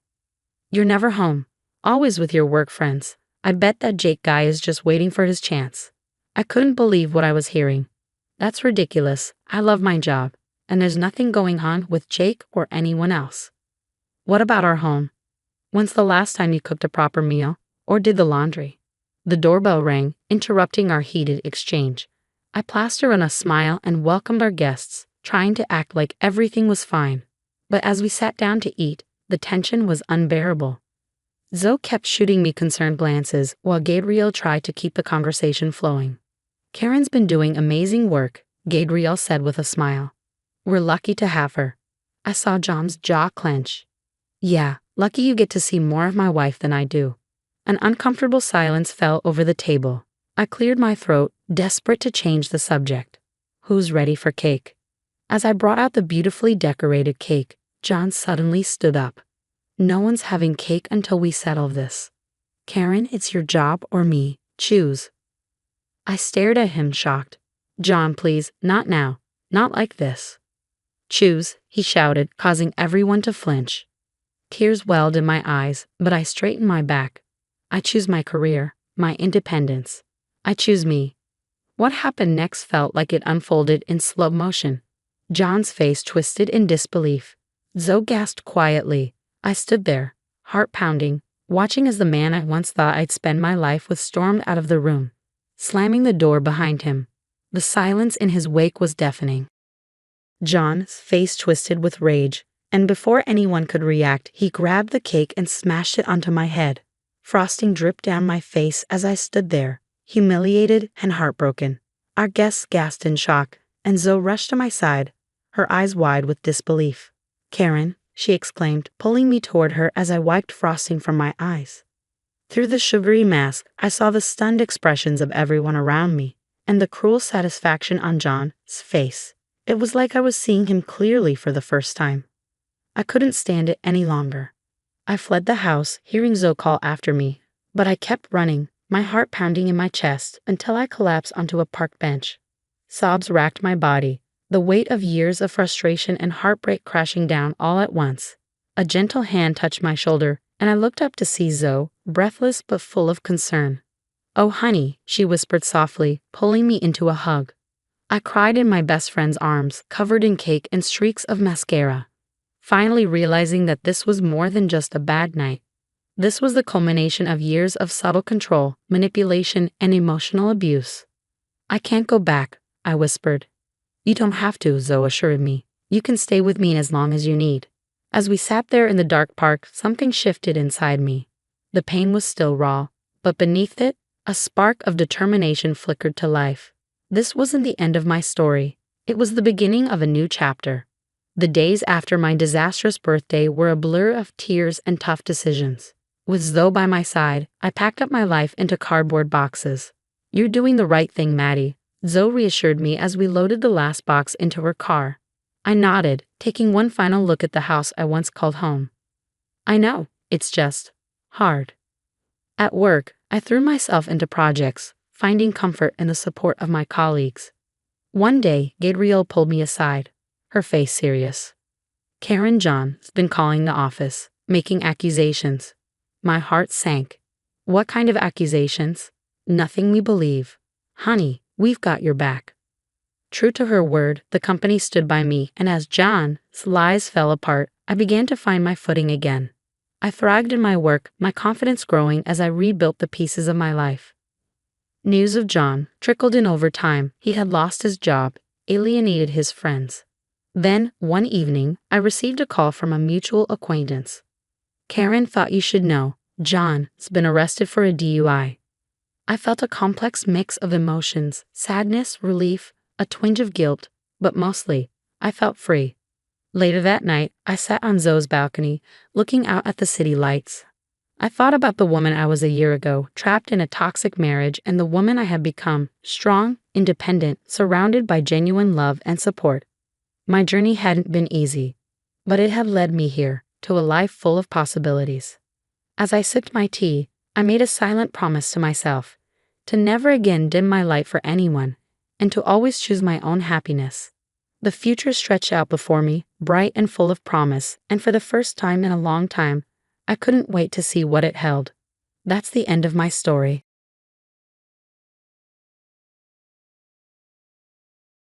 Hi, I'm Linda, I say, taking a sip of coffee, a 40-year-old self-made woman. Growing up, I always knew I wasn't the favorite in the family. My younger brother John was the star in my parents' eyes from the start. They doted on him, gave him everything he wanted, while I felt more like a guest in our home than their daughter. I glance at Maggie, my best friend, who sits across from me at the kitchen table. I remember one Christmas, John got the latest gaming console and I got a sweater. I laughed bitterly. It was like they didn't even see me. Maggie frowns, her voice soft. "That's so unfair, Linda. It must have been hard, feeling invisible." "It was," I say, my eyes drifting to the quiet street outside. "That's why I left as soon as I turned 18. I knew I had to build something for myself. And I did."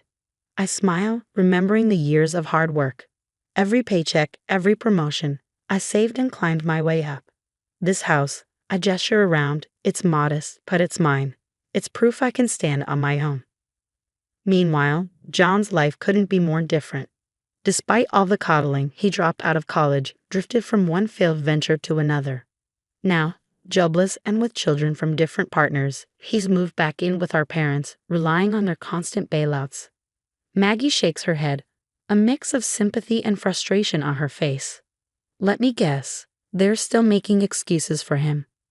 Exactly, I sigh, the familiar bitterness rising in my chest. It's always about how John needs more help, more chances. They never stop to think that maybe it's their endless rescuing that's kept him from growing up. Our conversation is interrupted by the ringing of my phone. I glance at the screen. It's Mom. I brace myself before answering, already knowing what this call is about. Linda, we need to talk about John. Mom begins, her voice tense. He's gotten himself into trouble with child support. He owes over $3,000, and if he doesn't pay, he could go to jail. And you're calling me because I ask, though I already know the answer. We need your help, Linda, she pleads. We've done everything we can, but we're out of options. I feel that old pang of resentment. So you want money. It's not just money, Mom counters, desperation creeping into her voice. It's your brother's freedom. I take a deep breath, the weight of years of being second best pressing down on me. Mom, I've worked hard for everything I have. John has never had to struggle because you've always cleaned up his messes. There's a heavy pause, thick with unspoken accusations and disappointments. Are you really going to let your brother go to jail? Mom asks, her voice a mix of guilt-tripping and hope. I'm sorry, Mom, but I can't. I won't. My decision is clear, my voice firm. John needs to face the consequences of his actions. I have my own life, my own responsibilities.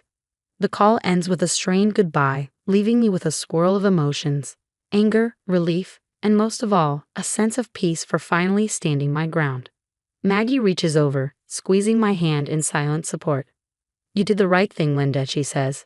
It's time they realize you're not their emergency fund. I nod, grateful for her understanding. It's just hard, you know. I know, she replies, her smile warm and reassuring. But you're doing what's best for you, and that's what matters. Not long after the phone call, there's a knock at my door. When I open it, I'm met with the tense faces of my parents. I let them in, knowing this isn't going to be a casual visit.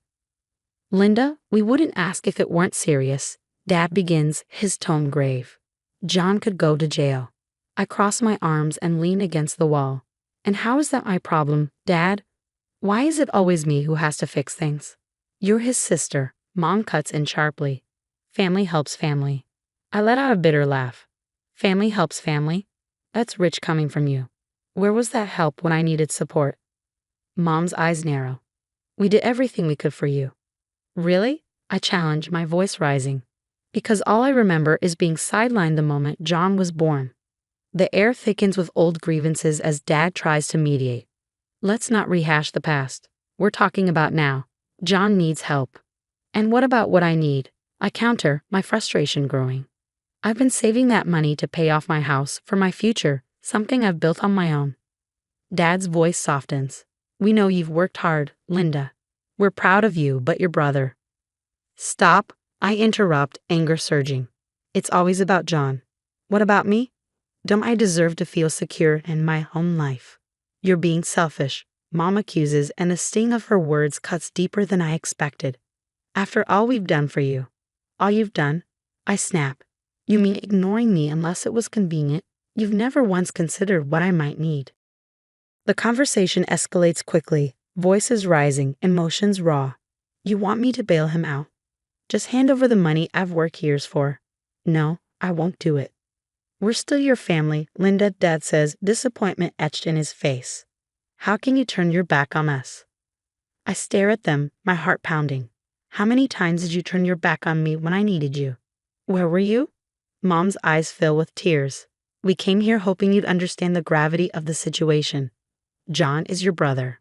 And I am your daughter, I reply sharply. But that never seemed to matter much unless it was convenient for you, I added, my voice heavy with the weight of unspoken truths.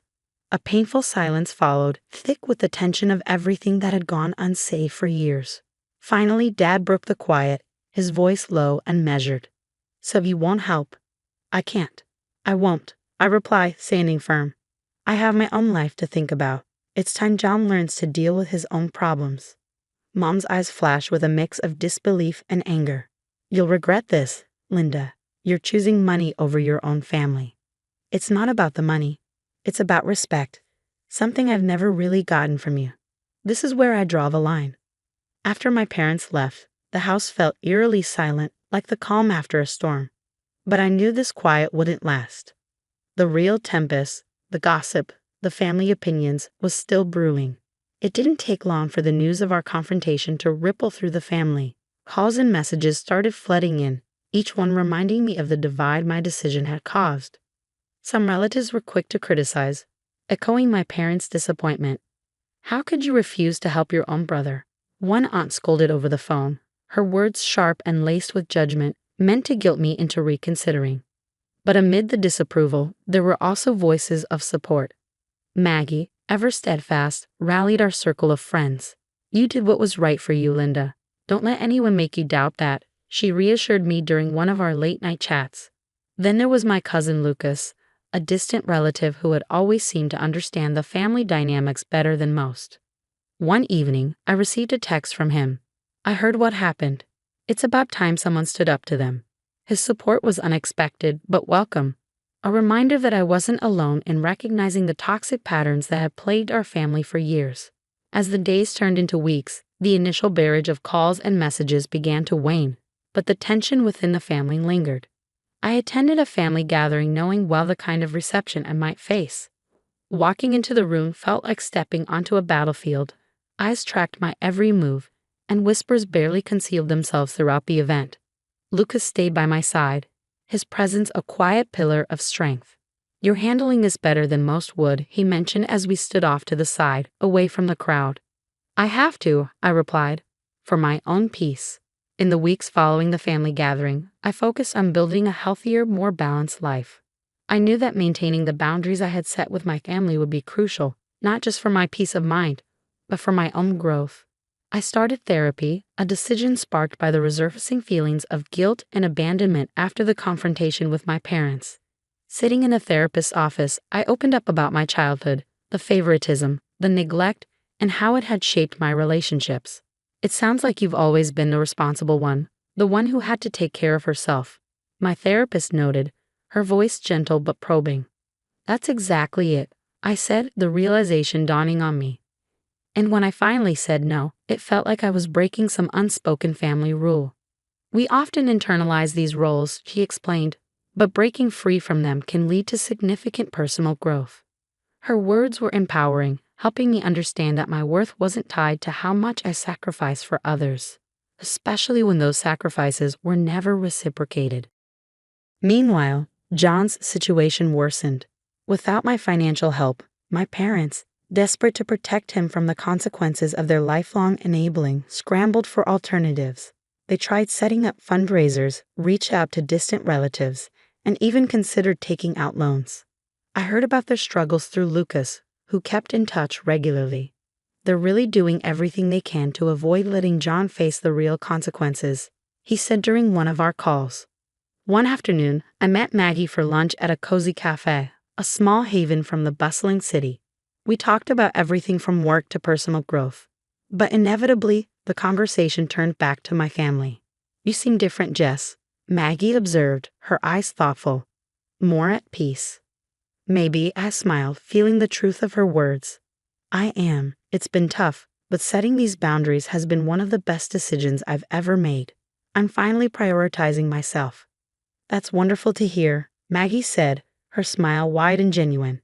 You deserve this peace, Jess. You've earned it. Months have passed since I firmly established boundaries with my family, and life has gradually settled into a new, healthier rhythm.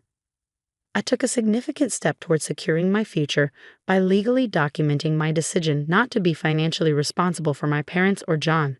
This wasn't just about protecting my assets, it was a statement of independence and a commitment to prioritizing my own well-being. Despite these safeguards, news of John's ongoing struggles and my parents' worsening financial and health issues still made its way to me, mostly through Lucas, who remained my connection to the family dynamics without pulling me back into old, unhealthy patterns. One evening, I hosted a small gathering at my home. The room was filled with warmth and laughter, a stark contrast to the family gatherings I used to dread. Surrounded by the friends and allies who had supported me through my hardest moments, I felt immense gratitude. Maggie, ever the supportive friend, raised her glass during a toast. To Linda, for showing us the strength it takes to choose oneself, even when it's hard. The room echoed with cheers, and I felt a surge of pride. These people, my chosen family, understood my journey, respected my decisions, and celebrated my victories as their own. They had been there through the setbacks and challenges, offering comfort and solidarity. As the evening wound down, I found myself at my favorite spot by the window, gazing out at the city lights. The peaceful night offered the perfect backdrop for reflection. I thought about the boundaries I had set and the sense of peace they had brought into my life. It's true what they say, sometimes the hardest boundaries to establish are the ones that ultimately set us free. This realization wasn't an ending, but a beginning. A new chapter in which I could live authentically and unapologetically, prioritizing my well-being and happiness. My relationship with my family might remain strained, but I had found a way to thrive outside the constraints of those old dynamics. As I turned from the window, I felt a quiet triumph swell in my heart. This wasn't just my new normal. It was a hard-earned victory, a testament to the resilience and determination that had guided me through the darkest times.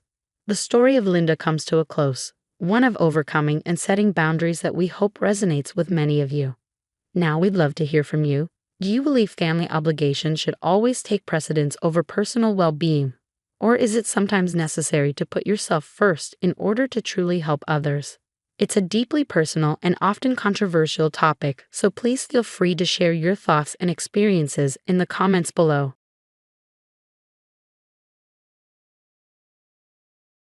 Hey, I'm Sarah, a 28-year-old graphic designer with a passion for creativity and a baby on the way. Right now, I'm standing in my living room, surrounded by a sea of yellow and green decorations. My best friend, Emily, is up on a ladder, hanging the last of the welcome baby banners. Emily, you're a lifesaver, I call out, rubbing my very pregnant belly. I don't know how I have pulled off this gender-neutral baby shower without you. She grins down at me. That's what best friends are for, Mama. Plus, you know I love driving your mother-in-law crazy with all this yellow and green. I laugh, rolling my eyes. Oh God, don't remind me. Linda's been texting me nonstop about the baby's gender. If I get one more old wives' tale from her about how to tell if it's a boy or girl, I'm going to lose it. Right on cue, my phone buzzes. I glance at it and groan. Speak of the devil. Is it her again? Emily asks, climbing down the ladder. I nod, showing her the screen. Now she wants to know if I'm craving salty or sweet. Apparently, that's a foolproof way to tell. Emily rolls her eyes. That woman needs a new hobby. Tell me about it, I sigh, tossing my phone aside. Mark's trying to run interference, but you know how she is. As if on cue, my husband Mark walks in, looking a little frazzled. Hey babe, the nursery's all set up. My dad's bringing the last piece of furniture later. Thanks, hun. How's your mom doing with all this? I ask. He runs a hand through his hair, looking exhausted. Persistent as ever, but don't worry. I've told her 100 times we're keeping it a surprise. Good luck with that, Emily snorts, just as the doorbell rings. It's my parents, Robert and Carol, their arms loaded with gifts and snacks. Sweetie, the place looks fantastic. Robert beams, setting down the boxes. Your mother's right, you've done an amazing job. As we chat, Mark's phone rings. He glances at the screen and sighs. It's Mom again. I better take this. He steps outside, and through the door, I can hear him trying to calm Linda down. Emily sidles up to me smirking. $10 says she's trying to get him to spill the beans about the baby's gender.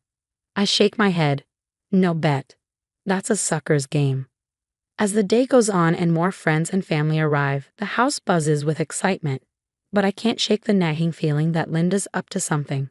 Every time Mark's phone rings, I tense up. Later that night, as Mark and I are getting ready for bed, I finally bring it up. Hun, is your mom okay? She seems extra intense about the whole gender thing. Mark sighs, pulling me close. You know how she is. She just wants to be involved. But don't worry, I've got it under control.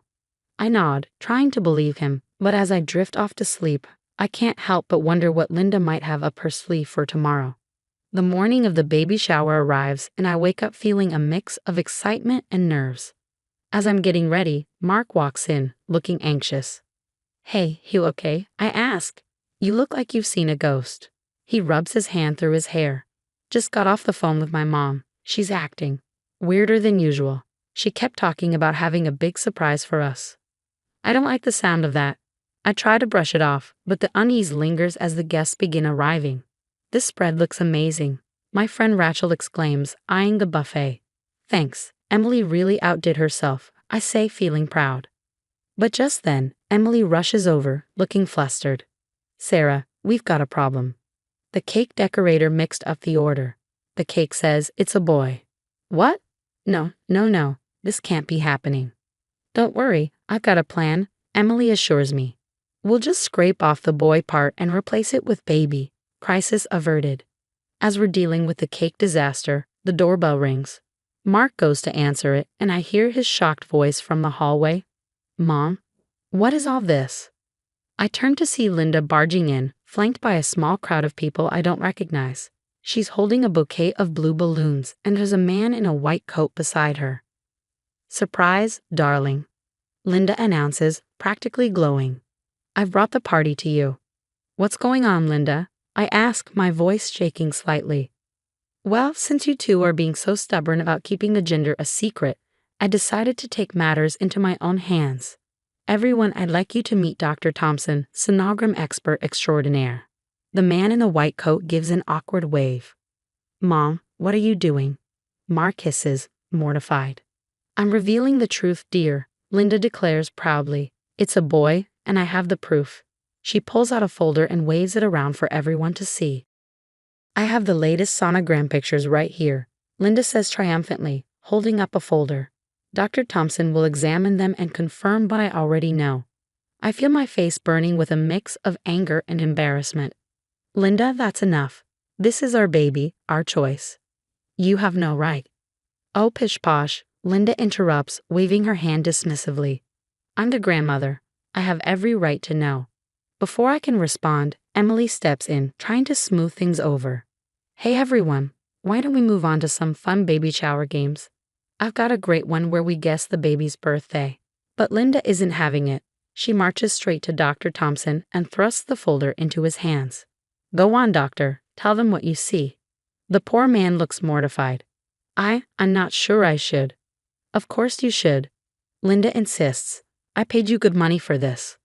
The room collectively gasps, and I see Mark's face turn pale. "You did what?" Linda realizes her slip up too late. "Oh, fine. Yes, I paid him," she huffs, then adds, "And I've been talking to your obstetrician too, Sarah, trying to get the truth out of her. But she wouldn't budge, even when I offered a very generous donation." My stomach churns. "You tried to bribe my doctor." "Linda, that's illegal." Chaos erupts. Mark is in a heated argument with his mother, voices overlapping. "How could you do this, Mom? This is a complete violation of our privacy. I was just trying to help. You two are being ridiculous with all this secrecy. I can't take it anymore." I storm out of the room and lock myself in the nursery. Sitting there, surrounded by the soft yellows and greens we chose for our baby, I can still hear the argument outside. This was supposed to be a happy day, but now it's a complete nightmare. It's been 3 days since the baby shower disaster, and I'm still reeling. Sitting at the kitchen table, staring at my phone, I feel numb. Mark walks in and sits beside me. "How are you holding up, babe?" "Honestly, I feel like crap," I say, shaking my head. "Your mom violated our privacy, tried to bribe my doctor, and ruined what was supposed to be a special day." Mark sighs, running his hands through his hair. "I know, I'm so sorry. I've been trying to talk to her, but she's just not listening." Before I can respond, my phone buzzes. It's Emily. I pick it up. "Hey, Em, what's up?" "Sarah, you're not going to believe this. Remember Dr. Thompson from the shower? I did some dating. He's not a doctor at all. He's an actor Linda hired." I nearly dropped my phone. "Are you serious? How did you find out?" "I recognized him from a local theater production. I called the theater and they confirmed it. His real name is Steve Daniels." I relay the information to Mark, and I can see his face turn red with anger. "That's it," he says, standing up. "I'm calling my mom right now." He puts the phone on speaker, and when Linda answers, she sounds cheery. "Hello, dear. Have you finally come to your senses about the gender reveal?" Mark's voice is ice cold. "Cut the crap, Mom. We know about the fake doctor. How could you do this?" There's a pause before Linda responds, her voice defiant. "I did what I had to do. You two were being absurd with all this secrecy. I can't hold back anymore." "Linda, he had no right. You violated our privacy and possibly broke the law." "Oh, please," she scoffs. "I'm the grandmother. I have every right to know about my grandchild." Mark's jaw tightens. "No, Mom, you don't. And until you can understand that and apologize, we're going to need some space." He hangs up, leaving a heavy silence in the kitchen. I feel emotionally drained. "I need to file a complaint with the hospital," I say. "If she tried to bribe my doctor, who knows what information she might have gotten?" Mark nods. "I'll go with you. We need to get to the bottom of this." The next day, we sit in the office of the hospital administrator. The woman across from us looks grave. "Mr. and Mrs. Johnson, I want to assure you that we take patient privacy very seriously. We will conduct a full investigation into this matter." As we leave, Mark's phone rings. It's his dad, George. "Son, we need to talk. Can you and Sarah come over?" When we arrive at Mark's childhood home, George looks tired and upset. "I'm so sorry, both of you," he says, leading us to his study. "There's something I need to show you." He pulls out a box filled with papers. "Your mother? This isn't the first time she's done something like this. I've been keeping track over the years. She's always had trouble respecting boundaries, especially when it comes to family." Mark looks stunned. "Dad, why didn't you ever say anything?" George sighs heavily. "I thought I could manage her behavior, but after what happened at the shower, I realize I've been enabling her. It's time for this to stop." He hands us the box. Inside are letters, emails, and even legal documents detailing Linda's past manipulations. "There was an incident with your cousin Jenny's wedding," George explains. "Linda tried to change the venue without telling anyone because she didn't like the original choice. And when your brother Tom was applying to colleges, Linda submitted applications in Tom's name to schools he didn't even want to attend." I feel a mix of vindication and sadness wash over me. "George, thank you for showing us this. It helps to know we're not alone in dealing with her behavior." Mark puts his arm around me, his voice steady with resolve. "We're going to get through this, Sarah, together. And we're going to make sure our baby is protected from this kind of manipulation." After reviewing the evidence George provided, Mark and I sit in our living room, discussing our next move. I can't believe it's come to this, but I know what needs to be done. I think we need to take legal action. Mark nods, determination etched on his face. "You're right. We need to protect our family. I'll call a lawyer first thing tomorrow." The following day, we're sitting in Attorney Johnson's office. After listening to our story, she leans forward, her tone serious. "Based on what you've told me, we have grounds for a restraining order and possibly charges for invasion of privacy and harassment." "What about the hospital?" I ask. "Shouldn't they be held accountable too?" "We'll start with the restraining order against Linda," Johnson advises. "We'll address the hospital situation separately." A week later, we receive a call from the hospital administrator. "Mrs. Johnson, we've completed our investigation. I'm deeply sorry to inform you that one of our nurses, under pressure from your mother-in-law, did leak some of your confidential information." I feel my anger rising. "What's being done about this?" I ask, struggling to stay calm. "The nurse has been terminated, and we're implementing stricter privacy protocols. We'd also like to issue a formal apology and discuss compensation for this breach." After hanging up, I turn to Mark. "Well, at least they're taking it seriously." "Small consolation," he mutters. "But it's something." Weeks pass, and finally, we find ourselves in court. Linda sits at the defendant's table, her expression defiant. The judge enters, and the proceedings begin. Our lawyer presents the evidence. Linda's hiring of a fake sonogram expert, her attempted bribery, the leaked medical information, and George's documentation of her past manipulative behaviors. Linda's lawyer tries to paint her actions as those of a concerned grandmother who went too far, but the judge isn't swayed. "Mrs. Linda Johnson, this court finds you guilty of harassment and invasion of privacy," the judge declares. You are hereby fined $10,000 and ordered to attend mandatory therapy sessions to address your controlling behavior. I squeeze Mark's hand as the judge continues. Furthermore, a restraining order is granted. You are to have no contact with Sarah and Mark Johnson unless they initiate it. As we leave the courthouse, Mark turns to me, his eyes filled with remorse. Sarah, I'm so sorry. I should have stood up to her years ago. From now on, our family comes first. Always. I take his hand, feeling the strength of our bond. We're in this together, Mark. We'll get through it. Months pass, and the big day finally arrives. I'm in the delivery room, Mark by my side, when our beautiful baby boy enters the world. As I hold him for the first time, all the struggles and heartache fade away. He's perfect, Sarah, Mark whispers, awe in his voice. Absolutely perfect. George beams as he cradles his grandson.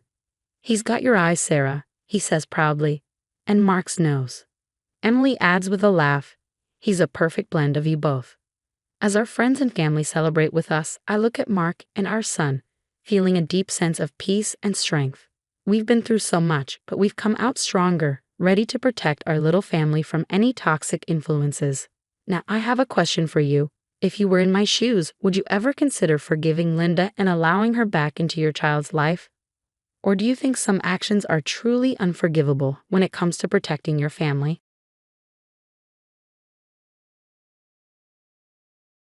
Hi, I'm Mia, 30 years old, trying to keep my life balanced amidst the family chaos. Growing up, I always felt like the backdrop in a play where my sister, Sophia, took center stage. Our mom has a way of making everything feel like an audition for her approval. And let's just say Sophia always got the lead role. It's not Sophia's fault, though. She's been going through a tough time after her divorce.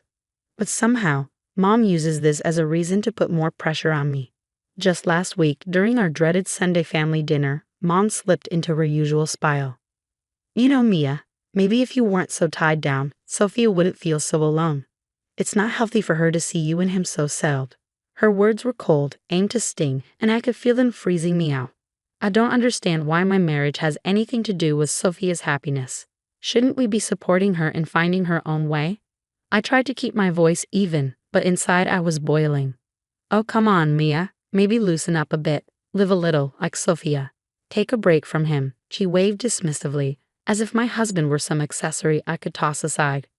Mom, I'm not divorcing my husband just to make Sophia feel better. That's absurd. I finally snapped. Sophia, who had been quietly picking at her food, glanced up, her eyes flickering between us. You always do this, Mom shot back, her voice rising.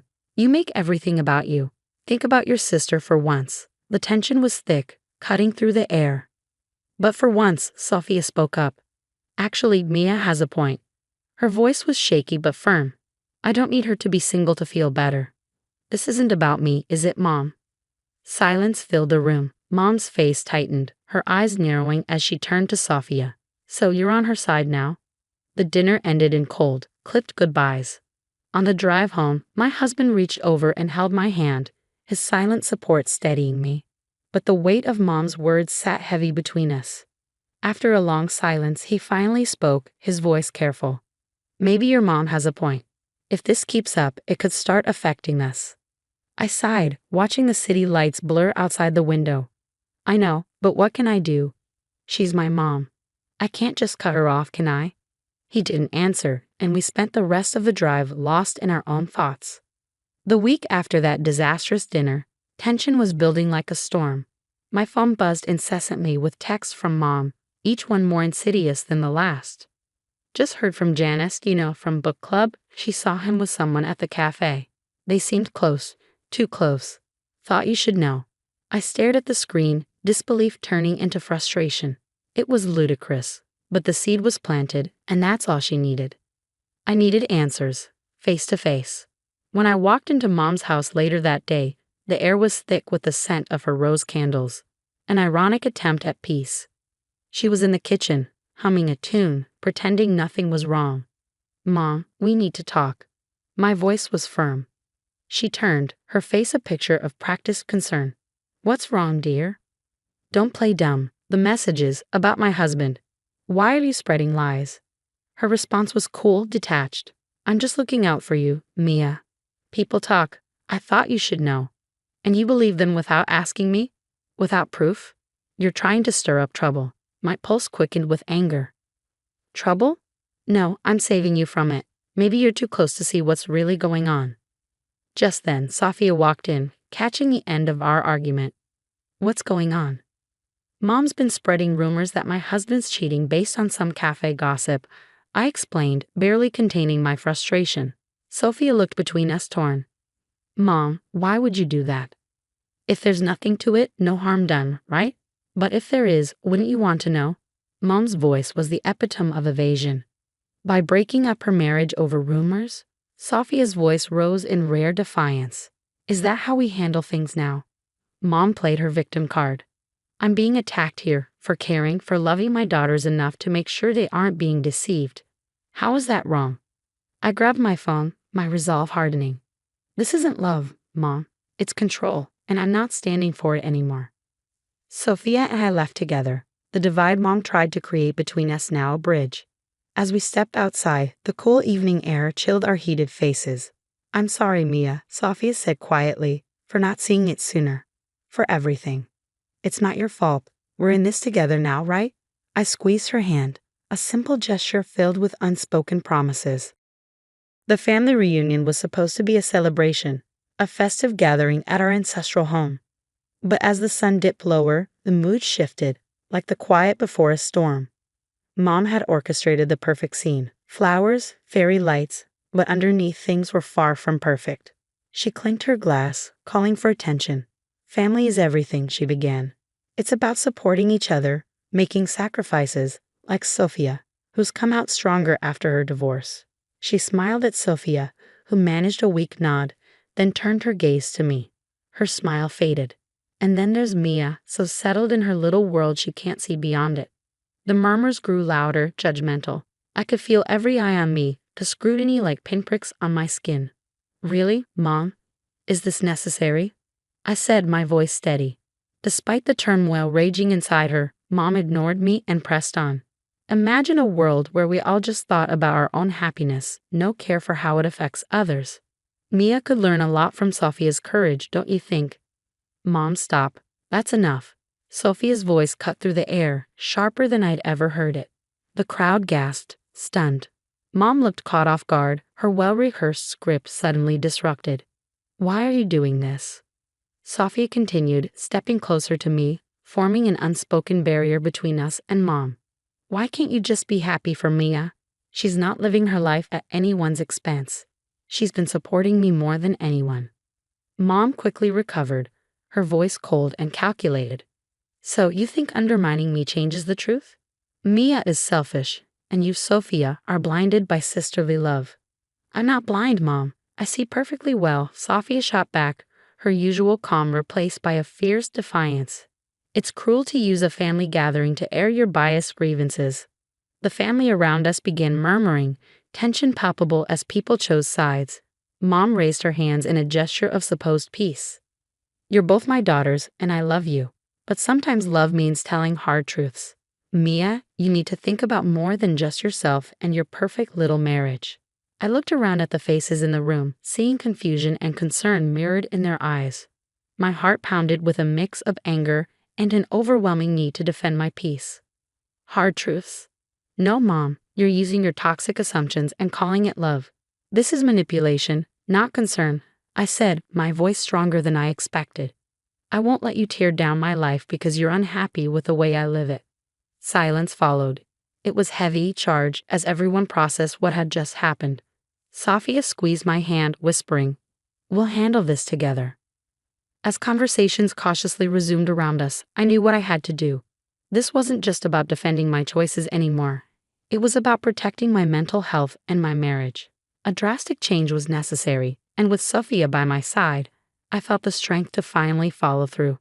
The days after the reunion were a whirlwind of whispered phone calls and quiet meetings between Sophia and me, united in our determination. We meticulously crafted a plan to reveal the truth about Mom's manipulations to the family. She always talks differently when she thinks no one else is listening, Sophia noted one evening as we sat with notes scattered across the table. Exactly, I replied, tapping my pen against my notebook. we need to catch her in the act. Show everyone the real mom, the one we deal with behind closed doors. Sophia's eyes brightened as she scanned her laptop. What if we use a voice-activated recorder? We could hide it during your next one-on-one with her. I smiled. Perfect. She's invited me for tea on Saturday, thinking it's to mend fences. Little does she know. Saturday arrived, and with it, a knot of nerves in my stomach. The recorder was hidden in my purse, discreetly positioned to capture every word. Mom greeted me with her usual tight smile and ushered me into the kitchen. As we sat down with tea between us, she didn't waste any time. Mia, darling, I've been thinking about our little discussion at the reunion. I want to help you understand where I'm coming from. I nodded, my heart racing, knowing every word was being recorded. Go on. She continued, her tone laced with condescension. Sophia needs us now more than ever, and your stubborn independence could set a bad example. I'm only trying to look out for the family. And by looking out, you be trying to control my life. Telling me how to be a wife? I kept my voice calm, steering her towards revealing more. It's not just about you, Mia. Sometimes we have to make sacrifices for the greater good. If that means adjusting your life, so be it. She leaned forward, her voice dripping with a fox sincerity that made my skin crawl. The conversation went on, Mom unknowingly laying bare her manipulative mindset. All caught on tape. The following week, we gathered the family again, this time under the guise of clearing the air. The tension in the living room was thick, everyone bracing for another showdown. But this time, Sophia and I were in control. Thank you all for coming, I began, standing with Sophia by my side. We believe it's important for everyone to see the full picture of what's been happening. I pressed play on the recorder and Mom's voice filled the room. Her cold words, her manipulation, the calculated way she tried to control my life, it was all laid bare. As the recording ended, the room erupted in murmurs of disbelief. Mom's face paled, her usual composure shattered. Is this true? You've been manipulating your daughters like this? Aunt Marie asked, her tone filled with disbelief. Mom stammered, her eyes darting to the shocked and disappointed faces around her. I was just trying to. No, Mom, you were caught, Sophia said, her voice unwavering. This is who you are, and it's why things need to change. As the family absorbed the revelation, their murmurs grew louder. One by one, they began sharing their own feelings, perspectives that had been suppressed for years. Sophia and I exchanged a glance. It was done. The truth had been revealed, not to punish, but to protect and heal. The path forward wouldn't be easy, but it was necessary. The bonds between us, once strained by manipulation, could now be rebuilt on a foundation of honesty and courage. As the echoes of the recording faded, the room felt charged, waiting for Mom to respond. She stood visibly shaken, her usual poise crumbling under the weight of her exposed actions. I did it for the family, she stammered, her voice thin and unsteady. To keep us together, to make us strong. Uncle John shook his head, his face etched with disbelief. That's not strength, that's control. Manipulating Mia and Sophia doesn't keep the family together. It tears it apart. Aunt Marie added, disappointment clear in her voice, you've always been the matriarch, yes, but this. We never imagined it went this far. Guiding your children is one thing. Controlling their lives is another. Mom's eyes darted around the room, seeking an ally, but found none. Even Sophia, her once staunch supporter, stood firmly by my side. Mom, we needed you to be our support, not our puppeteer, Sophia said, her voice steady and resolute. The rest of the evening passed in a blur of hushed conversations and quiet reassurances among family members. All except for Mom, who sat isolated, the weight of her actions settling heavily around her. In the weeks that followed, the family dynamic shifted dramatically. Invitations to Mom were polite but distant, and her once central role in family decisions faded. She was invited out of courtesy, not desire, her influence now reduced to mere formality. During this time, Sophia and I grew closer, rebuilding the relationship that Mom had almost destroyed. We spent hours sharing our thoughts, fears, and hopes for the future, laying the groundwork for a bond no longer defined by rivalry or manipulation. One evening, as my husband and I hosted a small dinner with Sophia, he raised his glass, a light smile on his face. To new beginnings and to family, the kind we build on trust and support, not manipulation. I'll drink to that, I said, clinking glasses with him, then with Sophia. We've been through a storm, but we're here, stronger and together.